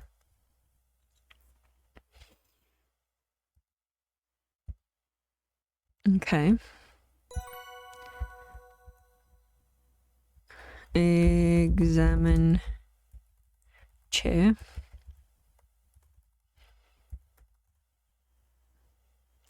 Carefully examine the chair. You look under the chair and between the cushioning. Objects may have fallen. Nothing unusual notable here. Okay. Examine bookcase. You inspect the bookcase from top to bottom. You pull and push the books, looking for levers or hidden switches. You try to pull the bookcase away from the wall, but it's pretty heavy and doesn't seem to have any hinges.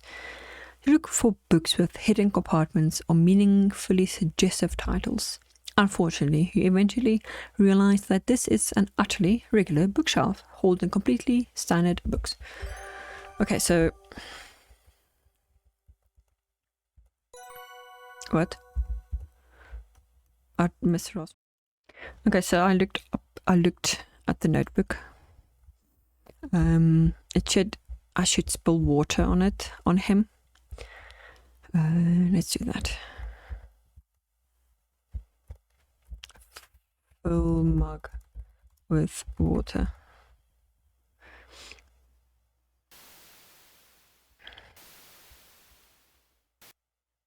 Okay. So yeah. Spill water on Corvus. On his bum. What have you done, you clumsy girl? You've soaked me through. I'm sorry, Mr. Shaw. I'm such a lumox. Fortunately, I've packed a second set of clothes on, and it looks much the same as this. Hurry up and change. Then you need to help me find my boots before... Well, anyway, get back here quick. Right, excuse me, ladies. Corvus exits the room to change his clothes. Not knowing what to do, you stand awkwardly and wait for him to return. All the while, Nessa continues to go through Margot's things. Soon enough, Corvus returns clad in identical vest and trousers. There you see, it's like it didn't even happen, but keep away from me, Miss Maple. I don't have another fresh set of clothes, of course. And again, I'm so very sorry. Just stay out of her way, don't you? Will do. Okay, so is it now in okay, let's go check out. Only complaint I have so far about this game is the lack of music in between. Is someone close? Jack's clothes. Corvus. Examine.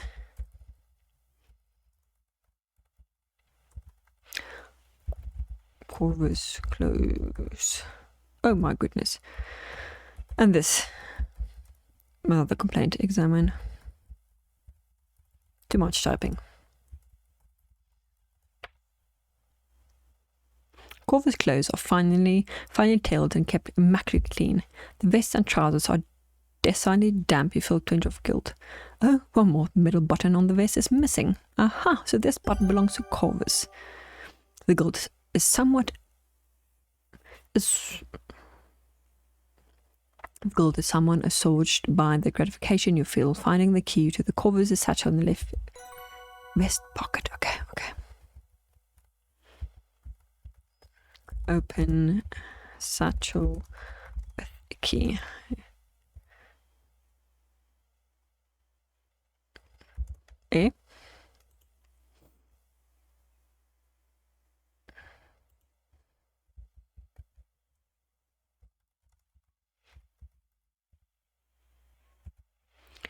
Open.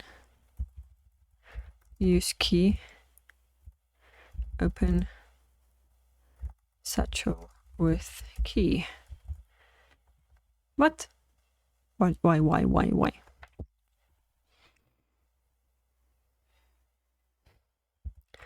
Unlock satchel.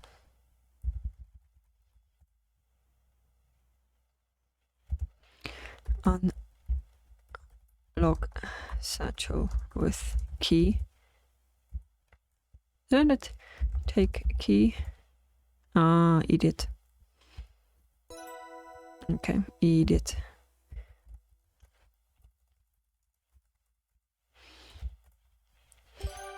Okay, examine satchel. Aside from the pens and a few personal items, there are 2 documents that draw your eye. There's a mineralogy report in here, signed by Albert. There's also wool in here. Uh-oh. Take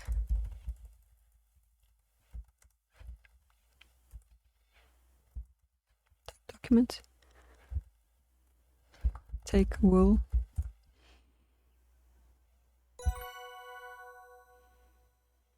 Okay. Let's go down.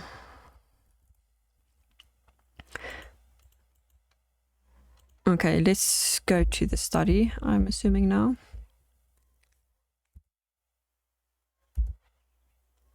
Okay, so I returned everything. Well, common sense there, darling. Okay.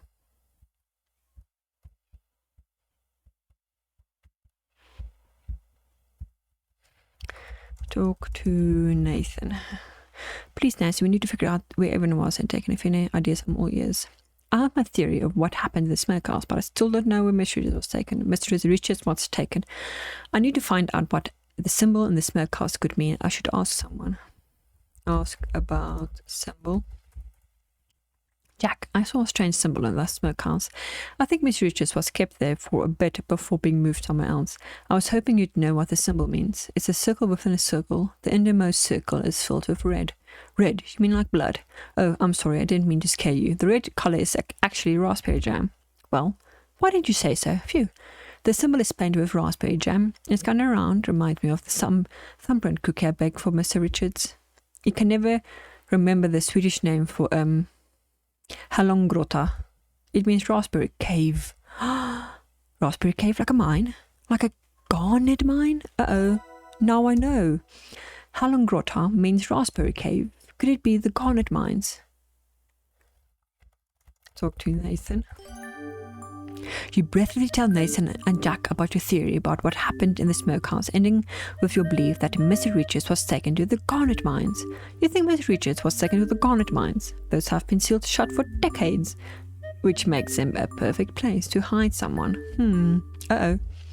We drive out there and check just in case. I agree. I'll take some time to prep the automobile to the carriage house. I'll meet you there. I'm going to fetch Ranger Murdoch. So put here in the lodge, Nancy, in case Miss Regis come back. Something smells fishy.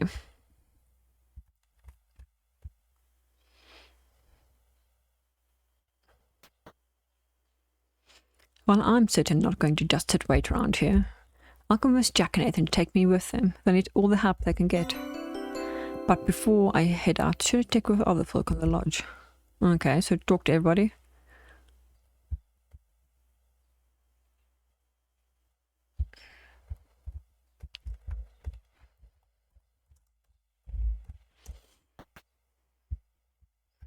Someone in here.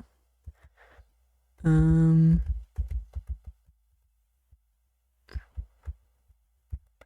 just going to sweep through the floors.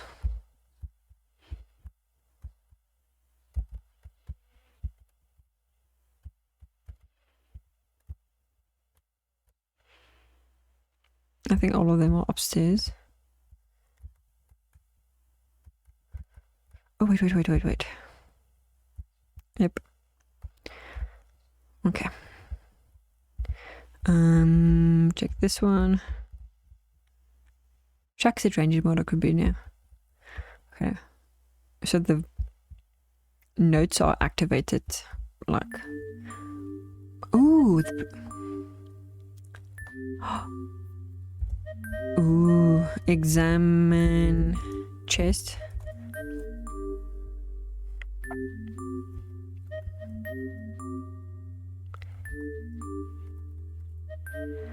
Per trunk, there are some old thread hair lintons. What did I discover? A blue and a blasting cap. My father was in construction. I know a blasting cap when I see one, but why would Albert put these in here? Jack let Albert store his things in this trunk. He wanted to lock these things all this way. the same as how he demanded to stay in Jack's room, the only bedroom with a lock. Seems like Albert was concerned about keeping his secrets. And he's armed. Uh-oh. Okie dokie. It's Albert.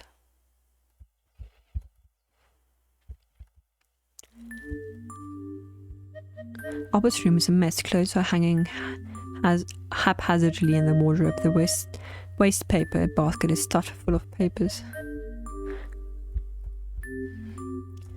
Examine room. Examine closet.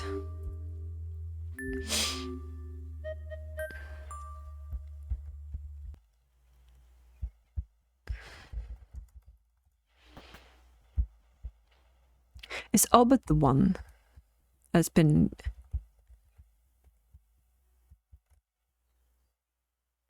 Kimmy's asleep.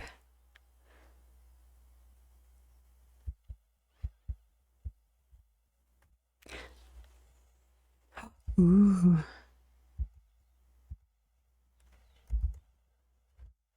Okay, so we have to find the bridge.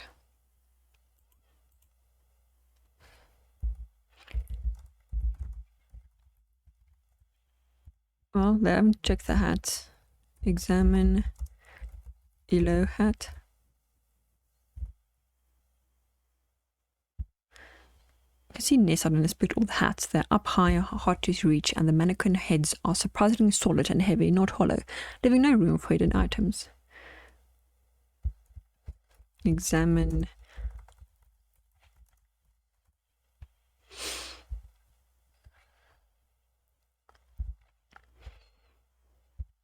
Okay.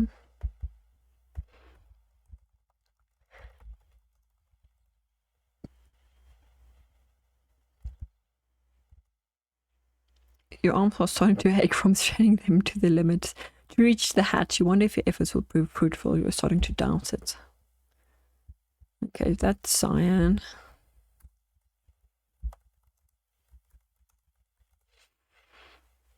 Well, it's the biggest one. You take the teal hat from this shelf. The bright teal colors of this hat isn't faded. For greater effort, you rest the last mannequin head down from the shelf and examine the hat closely. Oh, pinned to the inside of the last hat, you expect to find Nessa's rubies. Ooh.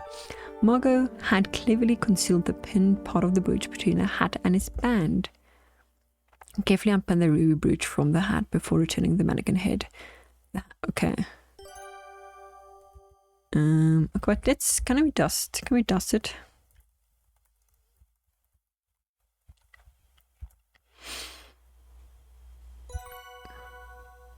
Examine brooch fingerprints.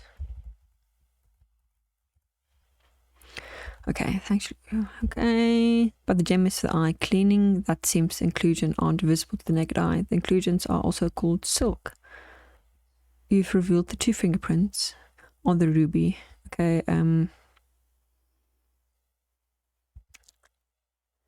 Jack? Oi? Okay, okay.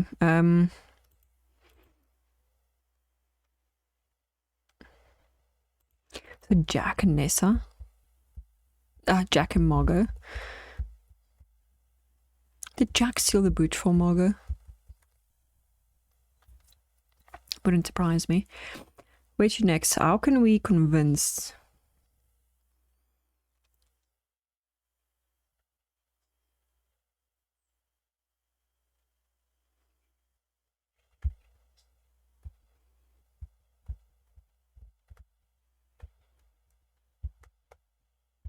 I can't talk to her.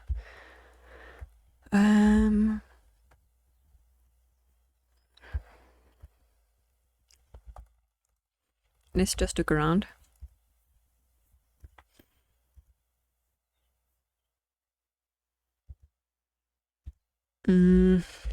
Examine bed. Examine desk.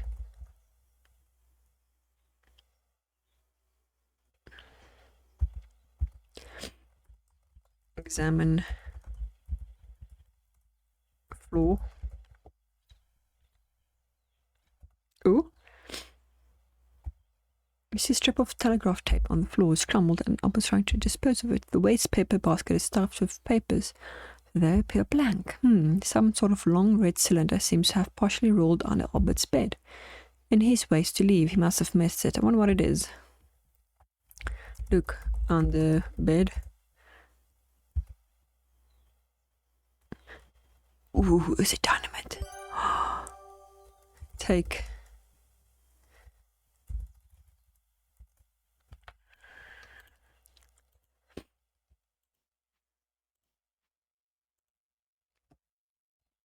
Red cylinder. I'm thinking that's dynamite or TNT.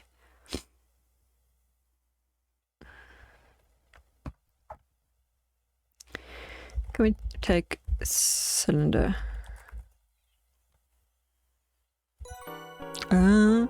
Dynamite. Ooh, Albert. Dynamite is not a standard piece of mineralogical equipment. Albert stored glassing caps in the blue trunk. Dynamite. I don't think he's a mineralogist. Okay, but let's examine clothes. In the pocket you find a train ticket stub. Okay. Examine stub. The ticket is still in the jacket pocket. You can just take stub. Examine stub. Fair third class. Up to crimson, but this is for the riding coach. The same as me and Kimmy. He said he was in the first class car. Albert lied to us. I didn't see him in our car. Was he concealing himself? Uh-oh. Thankfully I got my full kit up on the luggage rack. Do you see that old brown leather suitcase? I'm trying to see if I can find him. Ah yes, I see it. What does the full kit contain?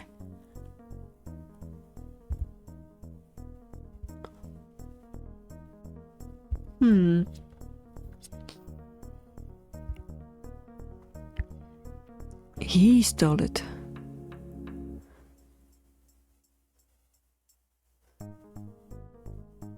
Is this the one in the blue? And the yellow hat sleeping? Or the one... Oh, it's the one... No, it's one in the newspaper sitting right behind them.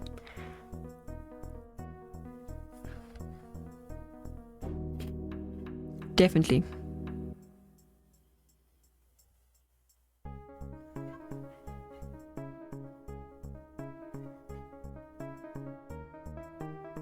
Yes.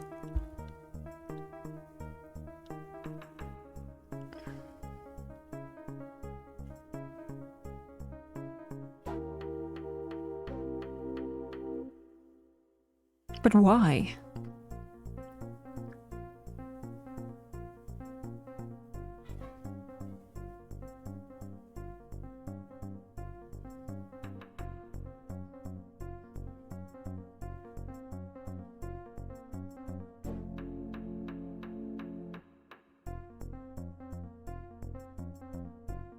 He blew up the bridge.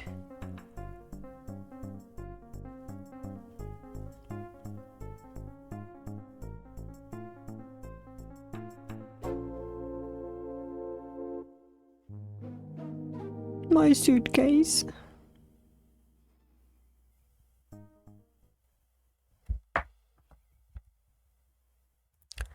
Okay, so cigars.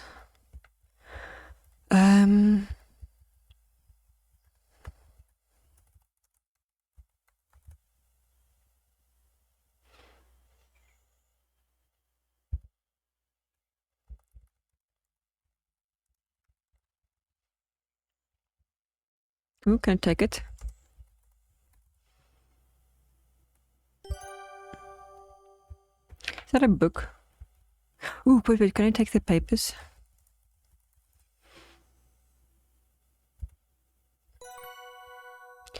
Look at book.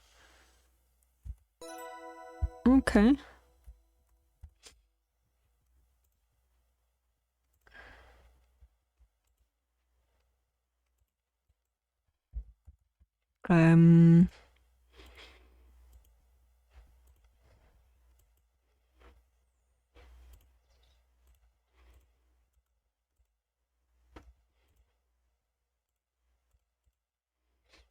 At first the purpose looks black, but upon close inspection you can see if I did. Okay.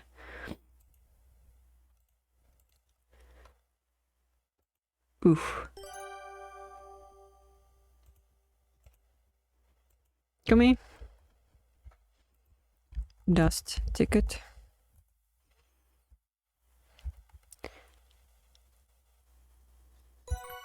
Okay. I think that's everything in this room. Okay. Ooh.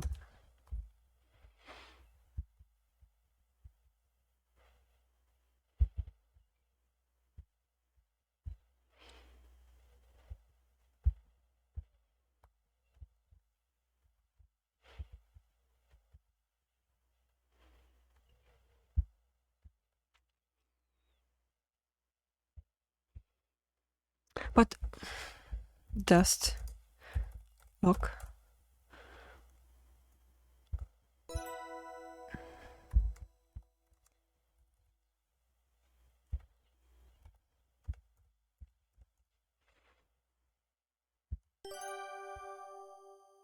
Okay.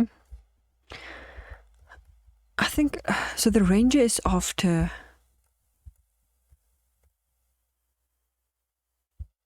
Yeah, I think okay, let's go to the carriage house. I think I've got enough Albert's behind this. I don't know.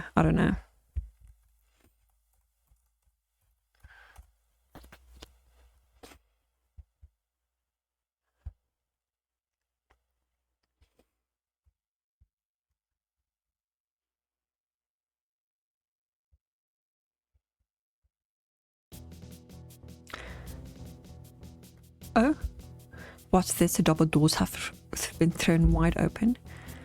You can see Ranger Murdoch and Jack inside the carriage house. They look nonplussed.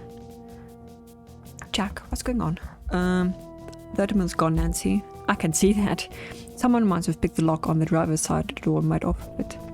Could have been Corvus and Nessa. Maybe they used the automobile to move mysteries on the other location. Or maybe it was Albert. You hear rumbling. Is that thunder? Nope, that's Nathan. He went and got his automobile. Tell me what you know on the way. Time is wasting. Let's go. Right. It's going to be a bit of a tight squeeze and a bumpy ride. It's actually Evan's father's old car. I've managed to keep it running decently well. Though the shock are pretty stiff. Decently well. Hey, it will be fine, Nancy. Just hang on tight. Let's go. You better be coming with... Yeah. You all pile into Nathan's automobile and head for the drive. This is cute. That's a cute car. Miss Cardell, I'm sorry we couldn't meet under better circumstances. I understand your reluctance to be involved with the authorities is entirely justified. Evan's in danger. I will help my friend. We can figure out the rest later. I will safeguard you from any consequence of going off reservation, I promise. Let's see all that later. I may should looked around the lodge a bit more. I found a bullet and a blaster cap in the trunk Albert was using to store his things. It's likely he's armed and has explosive or access to explosive. I wish I knew where he was going. I'm sure he's up to no good. Mr. Cardell, could you please drop me off the train station? I can send an urgent telegram for the reinforcements. Of course, but first to the garnet mines. They're closer. Good idea. Telegram travels faster than any automobile and time's of the essence. To the garnet mines. Did I miss something then? Nathan stops his automobile as close to the garnet mine as he dares. The ground is rugged, and any roads leading to and from the area have fallen into despair many years ago. A bit of stealth is imperative as well. Even do for Nessa and Corvus to be alerted to your presence. The consequences for Evan could be dire. You and Jack watch Nathan turn the automobile around to head for the distant train station. It's all up to you now. Excellent job, kudos on your thorough investigation technique. Chapter 5 complete. The mine entrance has been blasted shut. This can't be where Nessa and Corvus took Evan. Oh no, my theory is wrong. Nancy, wait a minute. This is the closest entrance to the mine. They were on foot. Not to mention this is fresh rubble. Most likely they did use the entrance, but the entrance collapsed after them. Abandoned mines are dangerous places. We have to be careful. Chapter 6, Confrontations. How are we going to get in? Don't know, but I'm going to grab the shovel and start digging. Blow it up.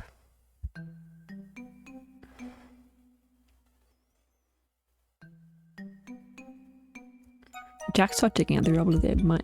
I've got to help Jack with this. Okay. My goodness. Okay, so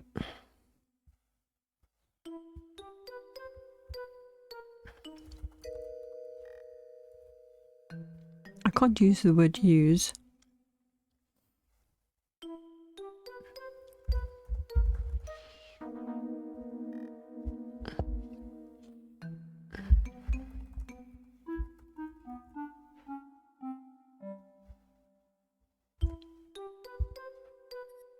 I don't have blasting caps.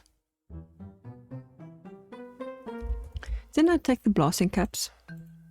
Oh, I didn't take it from the...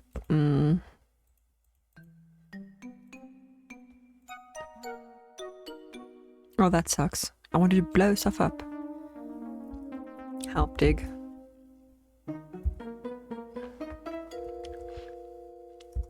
Use small... Dig with small shovel.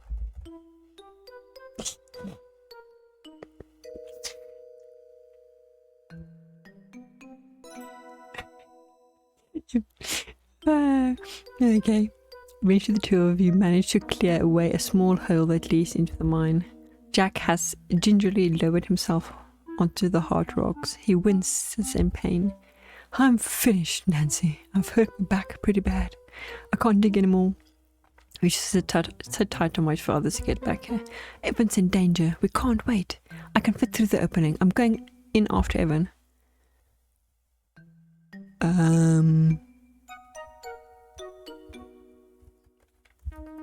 Climb through. Climb.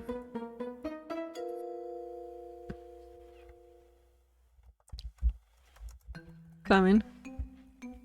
Seriously, this is the only thing that bothers me about this game is you have to be super specific. Can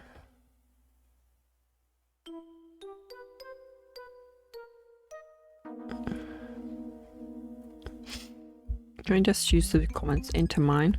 I'm assuming. You be careful, you hear? Okay.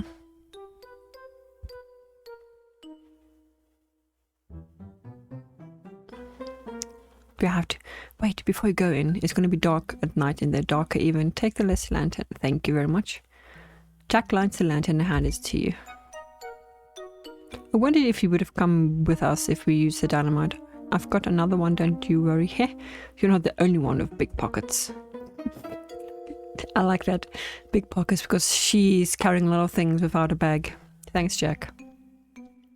You squeeze through the small hole in the rubble and enter the mine. Ooh.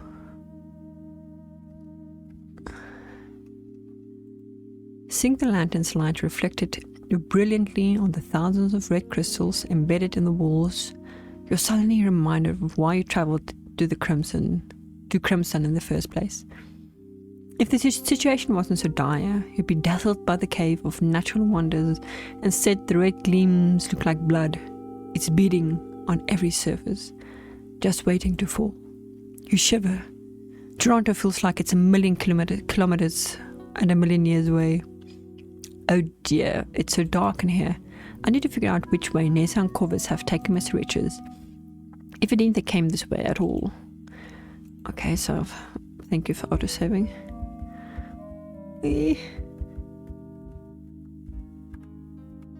Hello? What's this? Can I take this? Okay.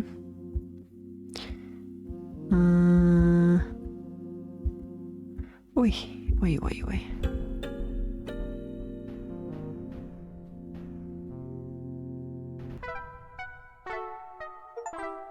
Eh?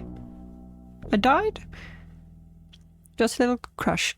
I don't give in to the pressure before moving on. Find your way. Oh, that's why the auto saved. Okay. Okay, so not that way. Let's check this way.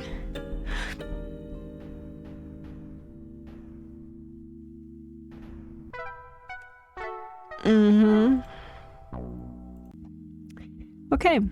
Is there like this way? Perfect. Where am I going? I don't know. You aimlessly wander the mine until the lantern goes out. Hey! Alone in the dark, wandering aimlessly seldom ends well. Have a game plan first.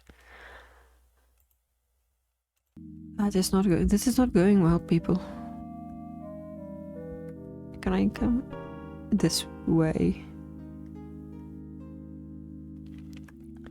Okay, so I've literally eliminated a slip of a goal. Too bad you're not the gumshoe you thought you were. Be careful next time. Okay. Let's just take the big ass road. This one.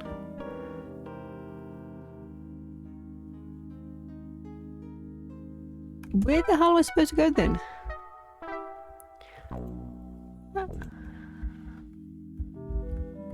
What the hell?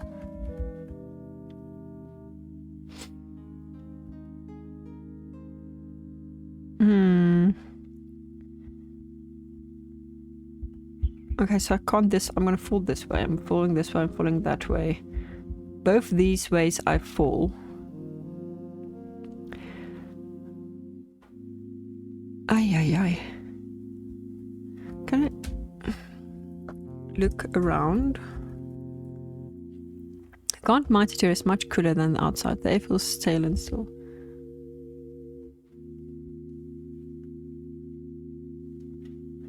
So the warm glow quickly gets swallowed by the darkness. The opening you created to enter the mine seems to float in the air like a portal to another world. You see a good deal of the mining machinery that was left behind years ago,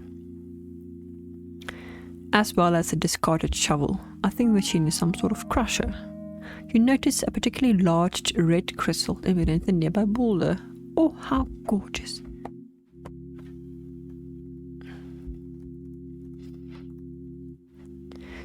If you'd like to obtain the sample from us. Okay. Take.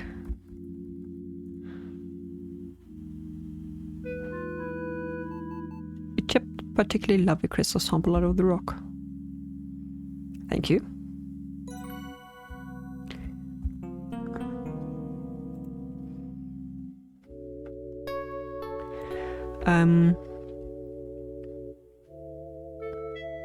Examine path. The Gaunt mine is covered in dust and rock particles. That plus the lack of wind and weather has kept dozens of sets of shoe prints looking as fresh as the day they were made. The shoe prints still look very clear, but they're covered in dust like everywhere else. Most of the shoe prints. Oh.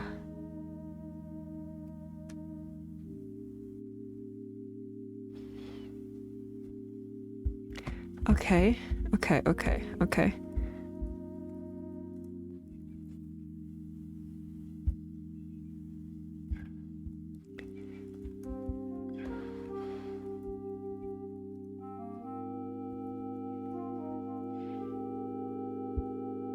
Okay, so this is dust.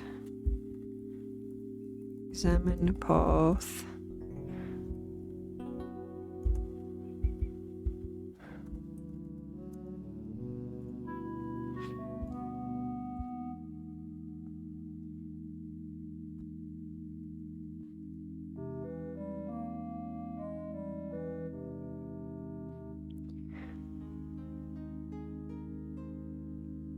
Dangerous. Okay, but what? I am so confused what to do next.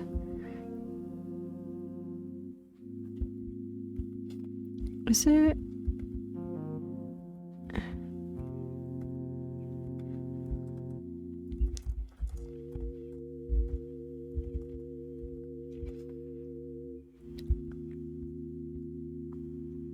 Can I go?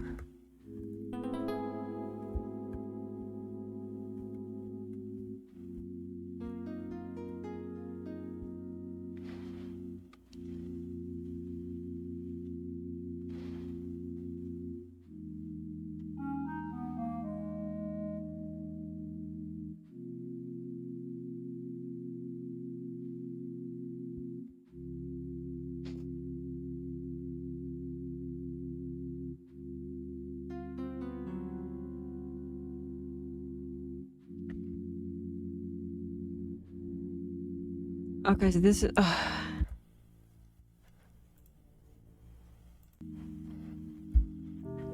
can't... Is there like a way there?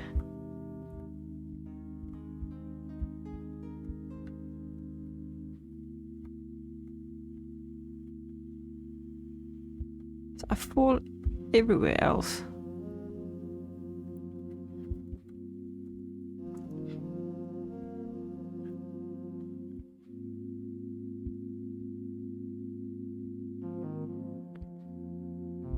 Okay, so these two...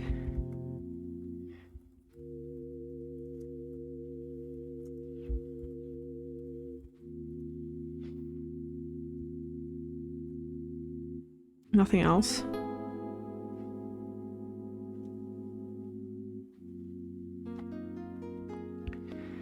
Ay, ay, ay. Examine.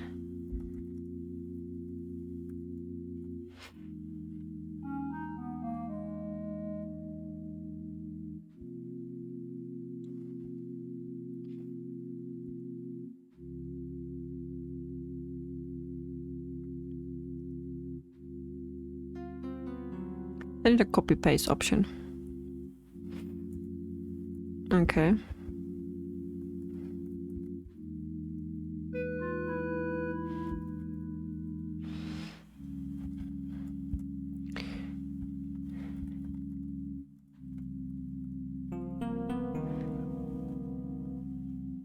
Pressure.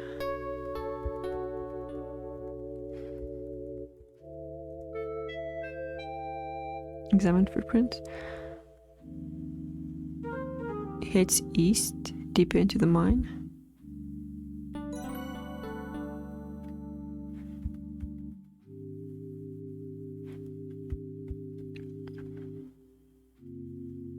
Oh, so you have to... Okay, I understand. You can't just go into the side, you have to examine. Despite the terrifying rumbles and shudders surrounding you, you forge onwards. Okay. Ooh. Just as you reach the fire-lit cavern, your lantern goes out. Oh no, the lantern's out of oil. There's no turning back now. Sign your will, Evan. Sign my fake will, you mean? If you're so smart, why don't you just forge Pa's will?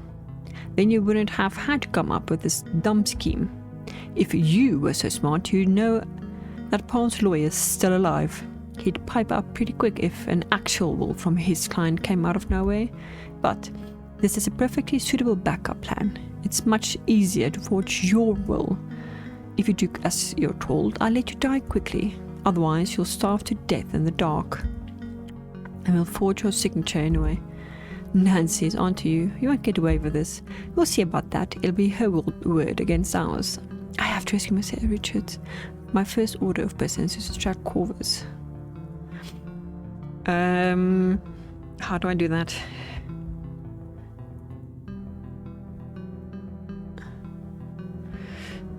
What do I have in my inventory?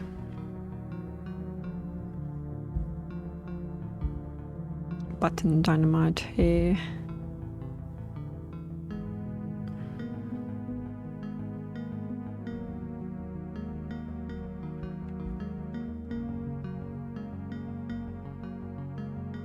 Look around.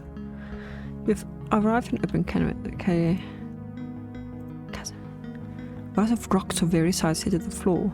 Rocks. The rockfall looks fresh too, and there's a lot more of it. One doorway to the north is still clear.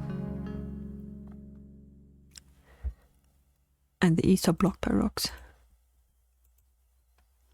You see a large boulder, even taller than you, in the shadows nearby. You also see a table, a fire, and a wheelbarrow. Pick up rock. Ooh. Okay, I'm dead.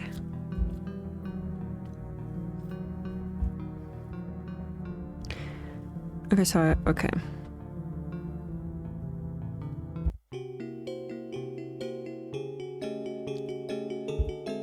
Oh no. Oh no. Nessa, what have you done? Ooh.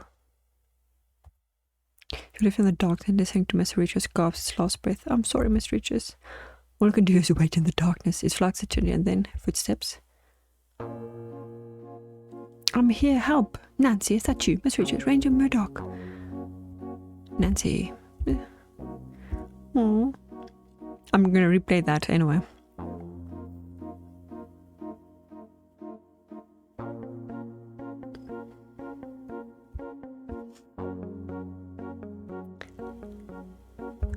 I'm sorry, Miss Richards. Goodbye.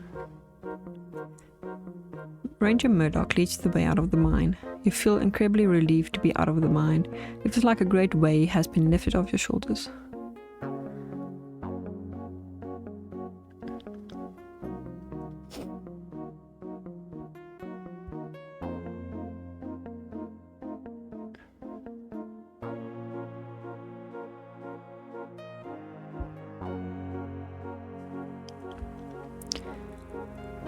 Okay, so this is like an alternate ending.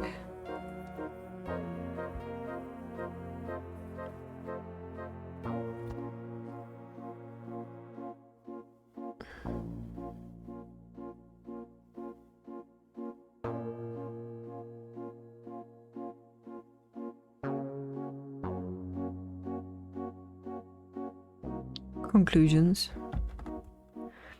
The strange session is a flurry of activity. Rangers are milling around, consulting with each other in whispered conversations. Inside you can hear the non-stop whir and tick of telegraph machines. The ranger in charge acknowledges Ranger Murdoch with a nod. What's happened? We've just received telegram from down the Sault Ste. Marie. The Sioux locks have been sabotaged. This will be a serious blow to Canadian military supply lines. It's a catastrophe. Oh, that's what Albert's been doing. Not to mention, a security guard was shot and killed near clearly. The culprit or culprits were armed and dangerous. We're currently the American authorities are deploying rangers to the east and west, but whoever did this had an hours-long head start and most likely has an automobile. Judging from the fresh tire tracks leaving the scenes, we have our work cut out for us. Now, what have we got here? We've just come from the old abandoned garnet mine. These folks were trying to rescue Mr. Evan Richards, who's been kidnapped earlier this evening. Unfortunately, Miss Richards was killed. The perpetrator, Nessa Crab, and the accomplice escaped. We'll be aggressively pursuing these fugitives.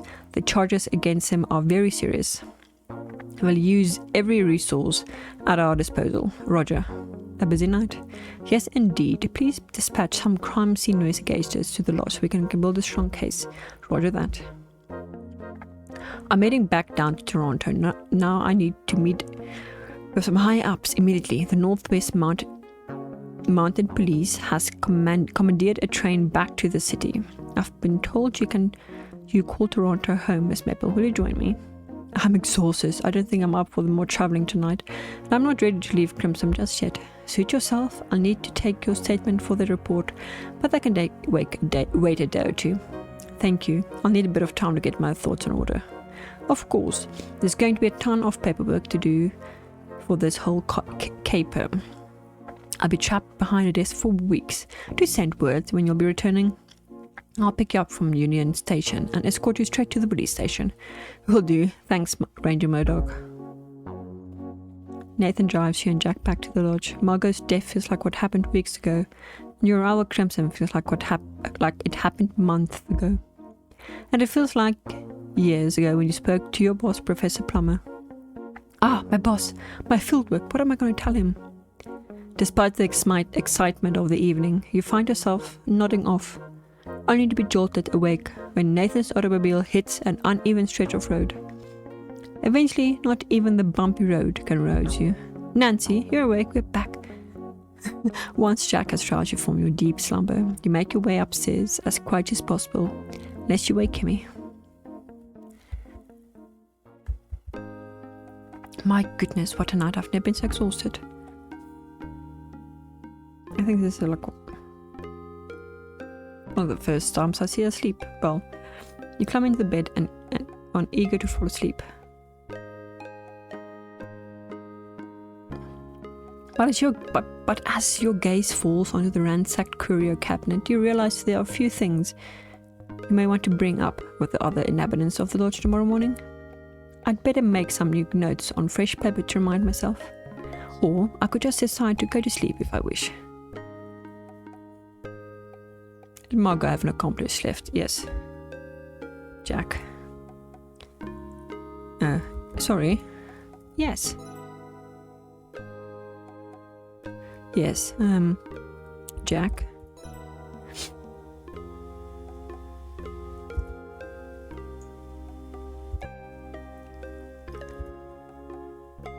Marcus was already dead, but then Jack must have fit the brooch there after Nessa was okay. I know about the curio cabinet. Margot. I'm trying to remember now. It's like a pop quiz. Plus she admitted into taking the antique silver wedding stains that old pretty clear cut. But she mentioned having help. Who helped over the stains? I'll say Jack again.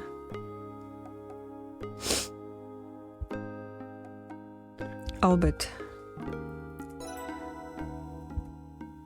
explains why he was. Who helped her with the. They explained why he was examining the glacial erratic. He had no idea that he would be a good indicator. Oh! What was Kimmy's true goal? Bird watching? I don't know. After everything I've witnessed, I've been certain that Kim is just a keen bird watcher who probably had the worst vacation of her life. Everything and anything can look suspicious if you're looking for suspicious activity. Were Evan Richards and Nathan Cardinal friends or enemies? They were friends. The conversation in the conservatory indicates that they are similarly aligned when it comes to the fate of the lodge and lands. They also met up in the study after that first dinner. It was hard to tell if they were friends then, but I did see them shake hands. They respect each other. Judging from the conversation I heard in the carriage house, Nathan, Jack and Miss Richards were working together to deal with Albert. And Nathan helped me and Jack to try to rescue Miss Richards tonight. He's a true friend. Miss Richards was lucky to have him. What were Jack and Nathan trying to conceal? I think they were trying to conceal like they were like diamonds and gems. Because then it would bring more people to the land. It's possible after all, but so far they're now covered. I need to verify my hypothesis when I get back to the museum. Where did Jack conceal the suspected diamonds? Did I? Oh. The smokehouse? The salt. I wish I'd found solid with it. No. We were just trying to explain the meaning of the secretive boudoir meeting. He was helping her inject her medicine. Jack was a good friend to Margot, and nothing more. He told me so, and I believe him. What's more, the evidence I found backs him up. I found these fingerprints in Margot's medicine kit. What item suggests Nessa came to the lodge intending to threaten or harm Evan?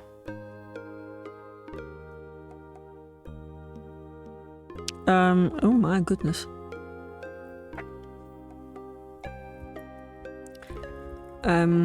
Almonds.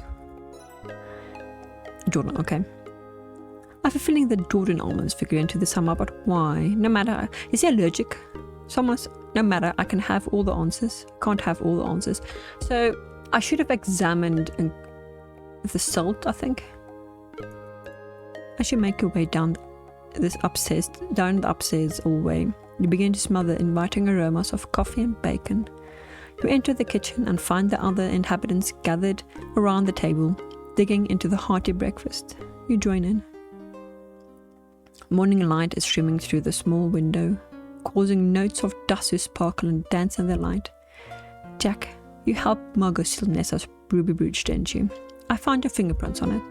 Oh well, I didn't help her steal it. I helped her hide it. I think we were all sick of Nessa's shenanigans.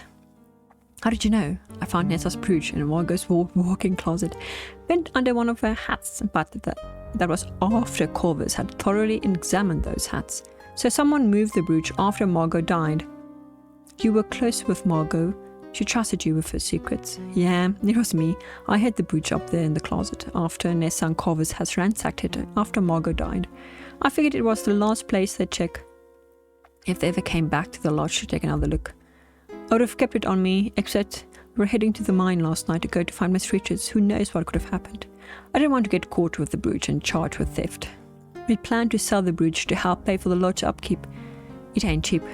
Nessa was trying to lay claim to the whole place, but she'd never lifted a finger to take care of it, nor sent a dime. I actually think that's a pretty good idea. Here. You hand the ruby brooch over to Jack. Thanks, Nancy, I will. Her secrets, you mean like in a boudoir on the first night you arrived? Yes. I know we've already discussed that. You said the two of you were friends, and I believe you. Margot knew Nessa and Corvus would rummage through her things. Her vanity has a lock, but she suspected it wasn't secure. In fact, she suspected it had been tampered with already. I kept the brooch in my pocket for a bit, but when we were fixing to head to the garnet mine, I didn't want to bring it with me. So I nipped upstairs to a giant closet and pinned it to the underside of one of her hats upon one of those mannequin heads. I figured should Nessa and Corvus return to the lodge, the last place they'd look is somehow they'd already search. Kimmy, I'm sorry that your birding trip was full of such much drama and tension, but I'm very glad I got to meet you. Thanks so much, Nancy. That's very kind of you. Yes, this is one of those strangest trips I've ever taken. So much unpleasantness and tragedy. But I don't regret coming here. Crimson is a beautiful place. Margot was very kind. Jack and Nathan really helped me feel at home, despite everything. I liked Miss Richards too. He was the quiet type. Like me, sometimes people take that the wrong way. I did not with him. And he loved Crimson. I can see why. And Nancy, I'm very glad I got to meet you too. One of a kind, brave and clever. No matter what happens, I'm sure you'll make your dreams come true. Thank you, that means a lot to me. I'll try my best. Nathan, I have to know, yes? I have to know, are the diamonds here in Crimson? Nathan and Jack exchanged a meaningful look. I think you and Jack were picking alluvial diamonds out of the riverbank when I saw the two of you last night. Nancy. There are diamonds in Crimson. We have to check the riverbank regularly for ones that come down the river. Over time, we've managed to extract most of the gems that are on the ground, but swirl erosion have also revealed them. Every so often, we gotta go looking for more that have appeared. They're easiest to see by moonlight. Evan used to help us. In fact, he used to do it all by himself. Fortunately for us, not many people were around. It was difficult to secret to keep even then. Yeah, until that fish swallowed that whop of a diamond. And that lucky duck fisherman caught it. Nothing but trouble that was. My goodness, I see. Nancy, we know that your field work is very important to you, and we certainly can't prevent you from divulging anything you may have discovered here. We can only ask you to think about what that news could mean for Crimson. We like it how it is now. I do too. And so did Margot and Miss Richards. What'll happen now? That partially depends on you, Nancy. You all pile into Nathan's automobile. Your touch that Kimmy will make the long, arduous trip to see you off. As the automobile trundles away from the lodge, you crane your neck and take one last look. I'm really going to miss this place in spite of everything. You turn and face forward. The rattling of the rough road makes it hard to think. The only coherent thought you manage to have is, what will you tell your boss, and what could that mean for your future? Thank goodness the bridge has been repaired enough to allow trains to cross it again. Repaired enough? Yeah, you are the travelling light. You are a travelling light, Nancy. I wouldn't be too concerned. Travelling light, thanks to Albert. Okay, Nancy, the train's gonna leave soon. Be well. Oh, but what about you, Kimmy? I've talked over with Jack and Nathan. I think I'll stay on for a bit. It's been so tense here. I want to relax, enjoy the birds. And the fall migration is starting in a few weeks, and the leaves will be changing colour. I've promised Jack that I'll keep with the lodge chores. I'll earn my keep. That's wonderful news. I wish I could stay longer too, but I've got to get back to my job in the city. Good luck, Nancy. I'm going to miss you. I'll miss you too, Kimmy. Be well. Goodbye, Nancy. This is a long ending scene. Yeah, bye, Nancy. Now go on. The train's got to wait forever. Right. I do want to see what happens if Miss Richards survives, because I'm sure there is a possibility for that. You stare out the train window. It's a clear, cool morning. As crisp and refreshing as it is, this far north, you brace yourself for the muggy summer heat down by Toronto. Your mind is buzzing of all that has transpired over the last few days. It feels like you're returning home from a long voyage.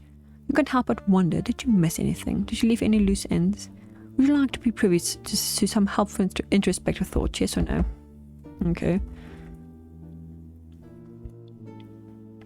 If I'd confronted Jack with hard evidence, I might have gotten a confession. What could have happened to the silver stains? Maybe if I've asked around after Margot's death, Fox would feel less protective of her and more talkative. Someone at the lodge wasn't who they said they were, I'm sure of it, especially considering everything that has happened after Mitchell's kidnapping. A little snoop in people's rooms might have been in order, but I did. I'm pretty sure that Nathan was Mr. Richard's friend, but I miss any important details of his actions. Jack and Nathan were doing something okay. So he's just going through everything.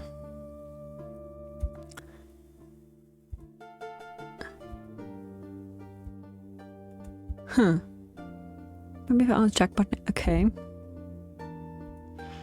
That's a lot of reading work. But did Nessa come to the lodge intending to harm the traitor brother? That could make a difference.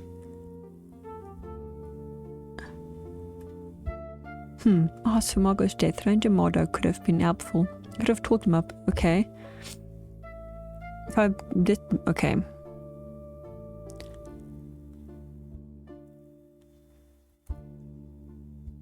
But most of the things she's just going through everything. It's like a summary.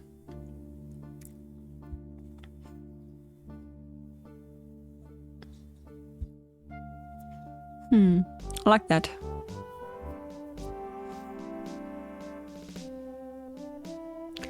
Right, okay, Ranger Murdoch, meet you at Union Station as arranged. Ranger Murdoch, hello Nancy, it's good to see you again. Would like to drive you home to rest. No thanks, I'm eager to have my interview. Let's go. Right, follow me.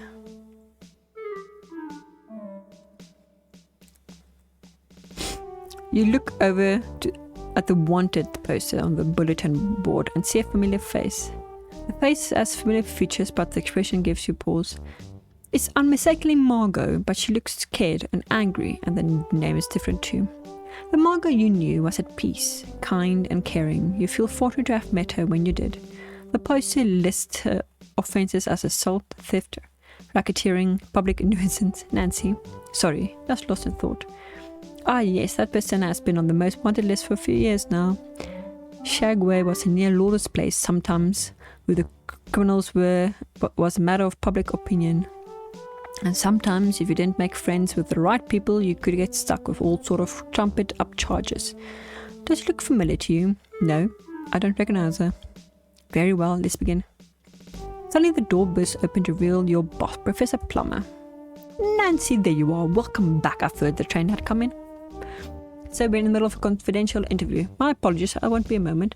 Nancy, what did you find? Are the diamonds expensive? I must know. No. I'm afraid I didn't find anything significant, Professor. I managed to obtain some good samples though, and I think I'll still be able to produce a good report for my fieldwork. It just won't be very exciting. I'm sorry to hear it, Nancy. As for exciting, most research isn't. Don't worry too much about that. Come see me when you're ready, and I'll help you for your report. Thanks so much, Professor Plummer. Take care, Nancy. See you soon. Okay, now let's really begin. Any information provided will be kept strictly confidential, of course. Thank you, I appreciate it. Goodness gracious. Nessa Crab is wanted in connection with Evan Richards' kidnapping and murder and attempted fraud.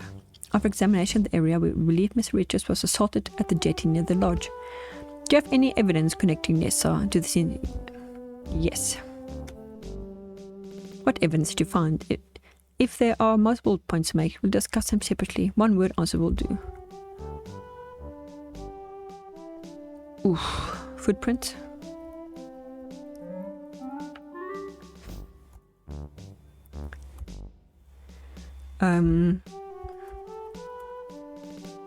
Here.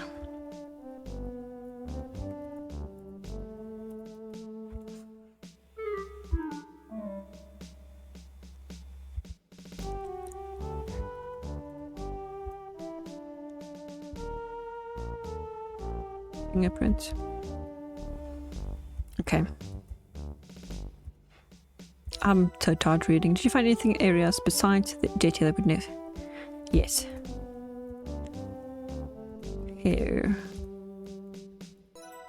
I recovered these hairs from the wood north of the jetty. I'm pretty sure they belong to Nessa. Wow, I'm investigated didn't find any hairs. I'll send someone over to take another look. The bulb of these hairs are intact. This means they need to be ripped from the scalp with some force. That definitely implies she was part of the struggle in that area. I'm going to have to keep these hairs, Nancy. Of course. Do you have anything else to share that could connect Nessa to Evan's kidnapping in areas? Yes. Well, I don't know if this is gonna count.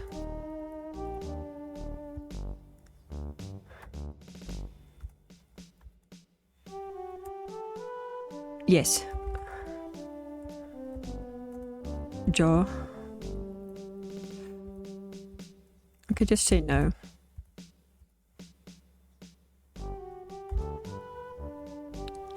Oh, I don't like this.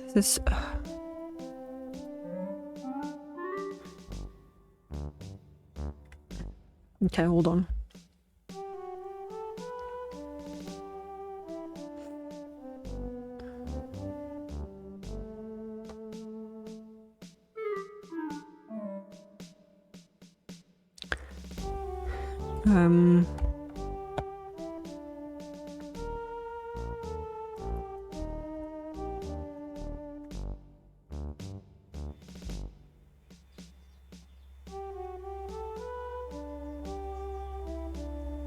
Did you find anything other possible evidence to support our theory regarding Evan's unlawful confinement? Yes or no?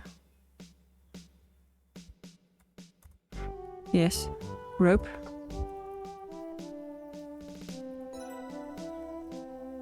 Okay, rope fibers.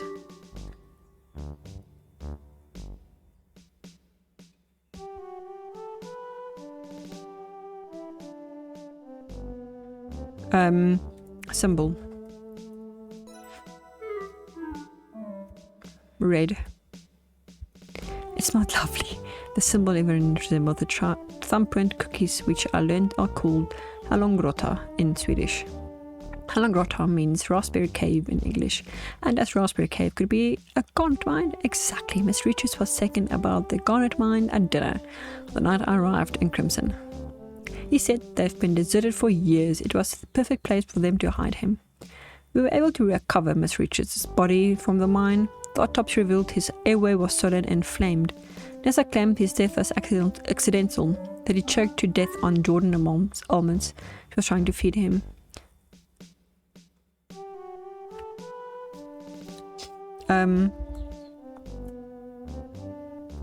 Force. Allergy? I don't know.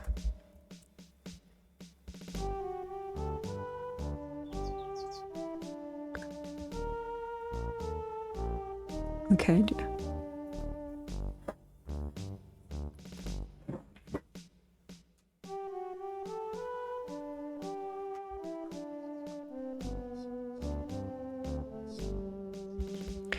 Yes.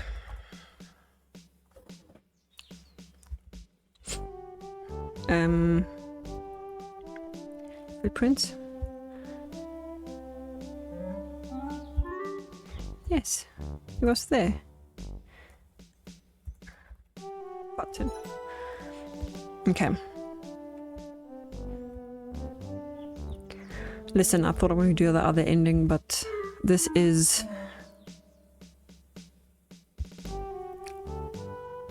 Okay. I didn't even read that. This is the longest conclusion that I've ever...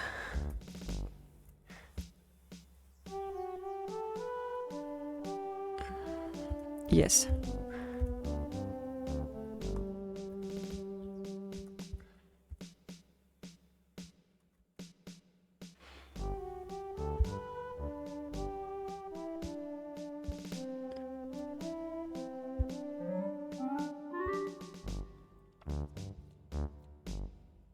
Yes. Fraud.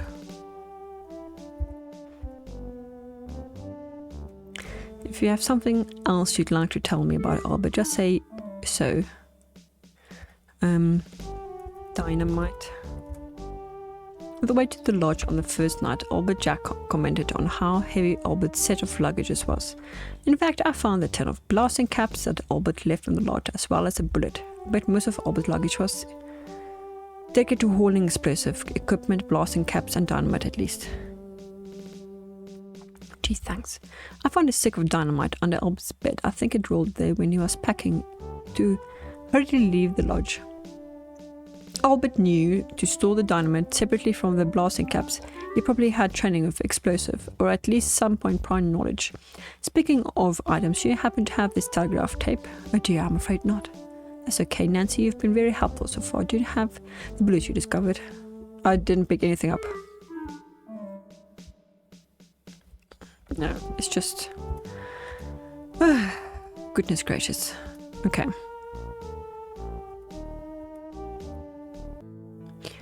I just didn't take a lot of things back.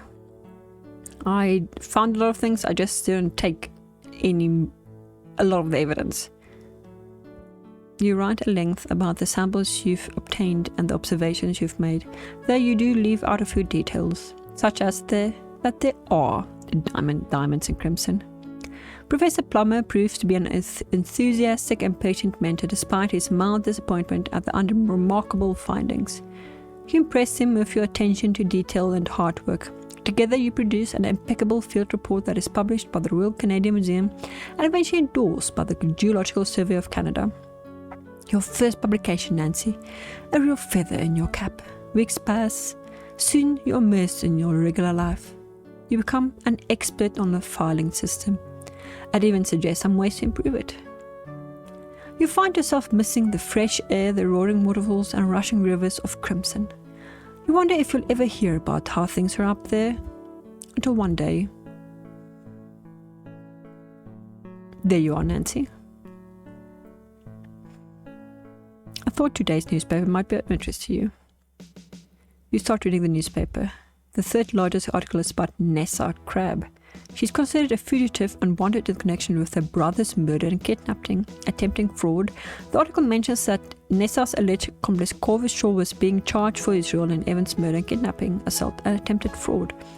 You're relieved to see no mentions of crimson anywhere, not even in the smallest news items. You figure no news is good news. There's a mid-sized news item about significant delays at the Sioux locks due to a major mechanical failure. Supply lines through Canada have been badly compromised. There are rumours embedded German spies sabotaging the Canadian war effort, and indeed they are attempting to claim responsibility for the damage. Your heart sinks. You wonder if you could have done more to prevent such disaster. You skim the rest of the newspaper, but nothing else catches your eye. That's a relief, I suppose. I am wondering what would have happened if he survived, but too bad about the whole diamond fiasco. Hey, Nancy, but we both knew it was a long shot. Good work today, kiddo. See you tomorrow, bright and early. Yes, sir. You start the long walk home. You're relieved that crimson won't become an open pit mine, and that Kimmy and her cormorants are safe and happy. Oh, this is cute.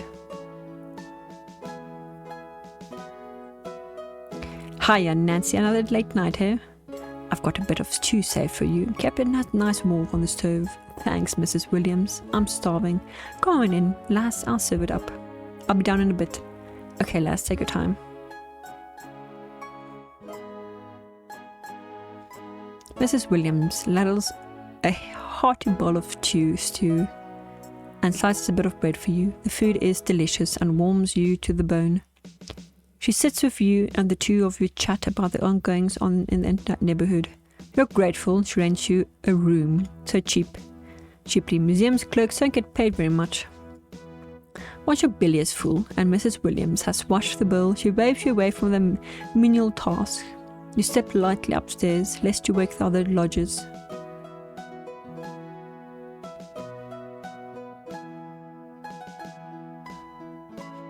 This is like actually a proper ending, like trying to tie up all loose ends. You fall asleep on your head as your head hits the pillow.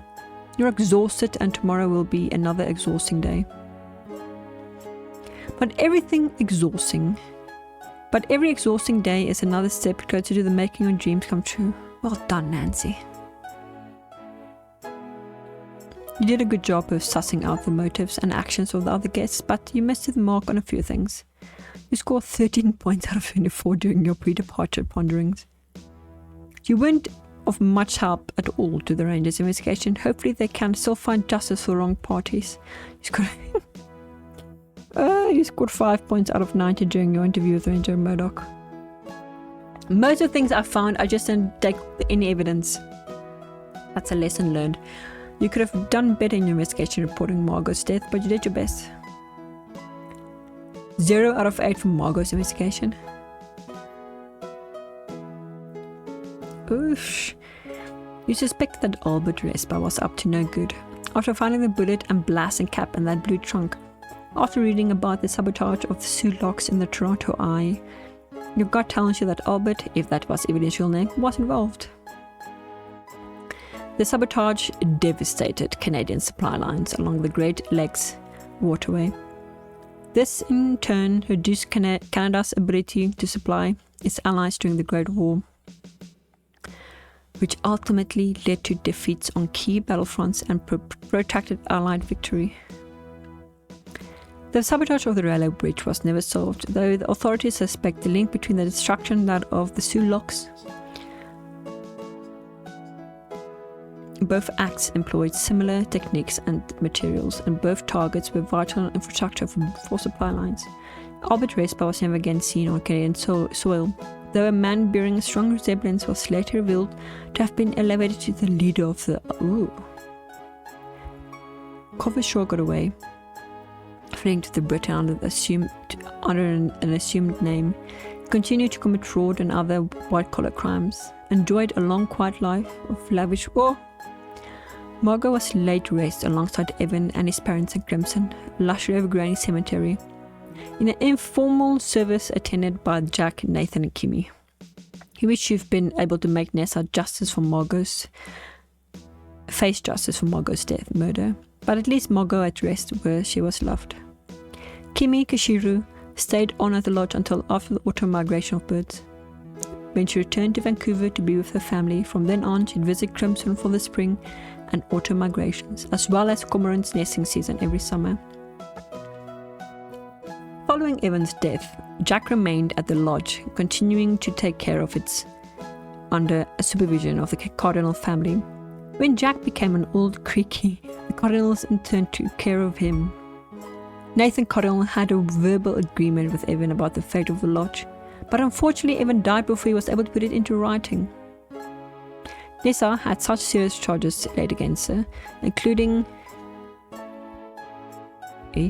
Oh, no. Can't I go back?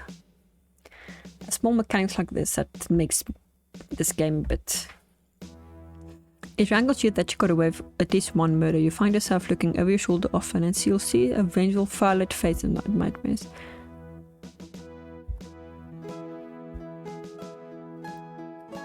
Continue working diligently as a clerk at the Royal Canadian Museum. A month later, you're accepted at the University of Toronto in the Department of Geology and Paleontology as an undergraduate. I can't read, I am too tired. Professor Plummet spoke highly of your fieldwork in Crimson in his letter of recommendation. Although your findings weren't revolutionary, he tells you that impeccable work, regardless of result, is the bedrock of any scientific discipline, and that he's very proud of you. Thanks for playing. So this ending can go multiple ways. Due to my inability to take most of the evidence, I got a bad ending and I got caught. So Miss Evans Richards was murdered. Their son Corvus got away, Albert got away. So that's definitely a bad ending. But the conclusion is so long that I feel like to get a proper different ending, a proper different game, you need to replay the whole thing and make sure you don't miss anything and take everything, like Nessa's investigation, all that stuff. So I'll definitely play this in the future again, like way in the future. But I do hope you enjoyed the story. I enjoyed it.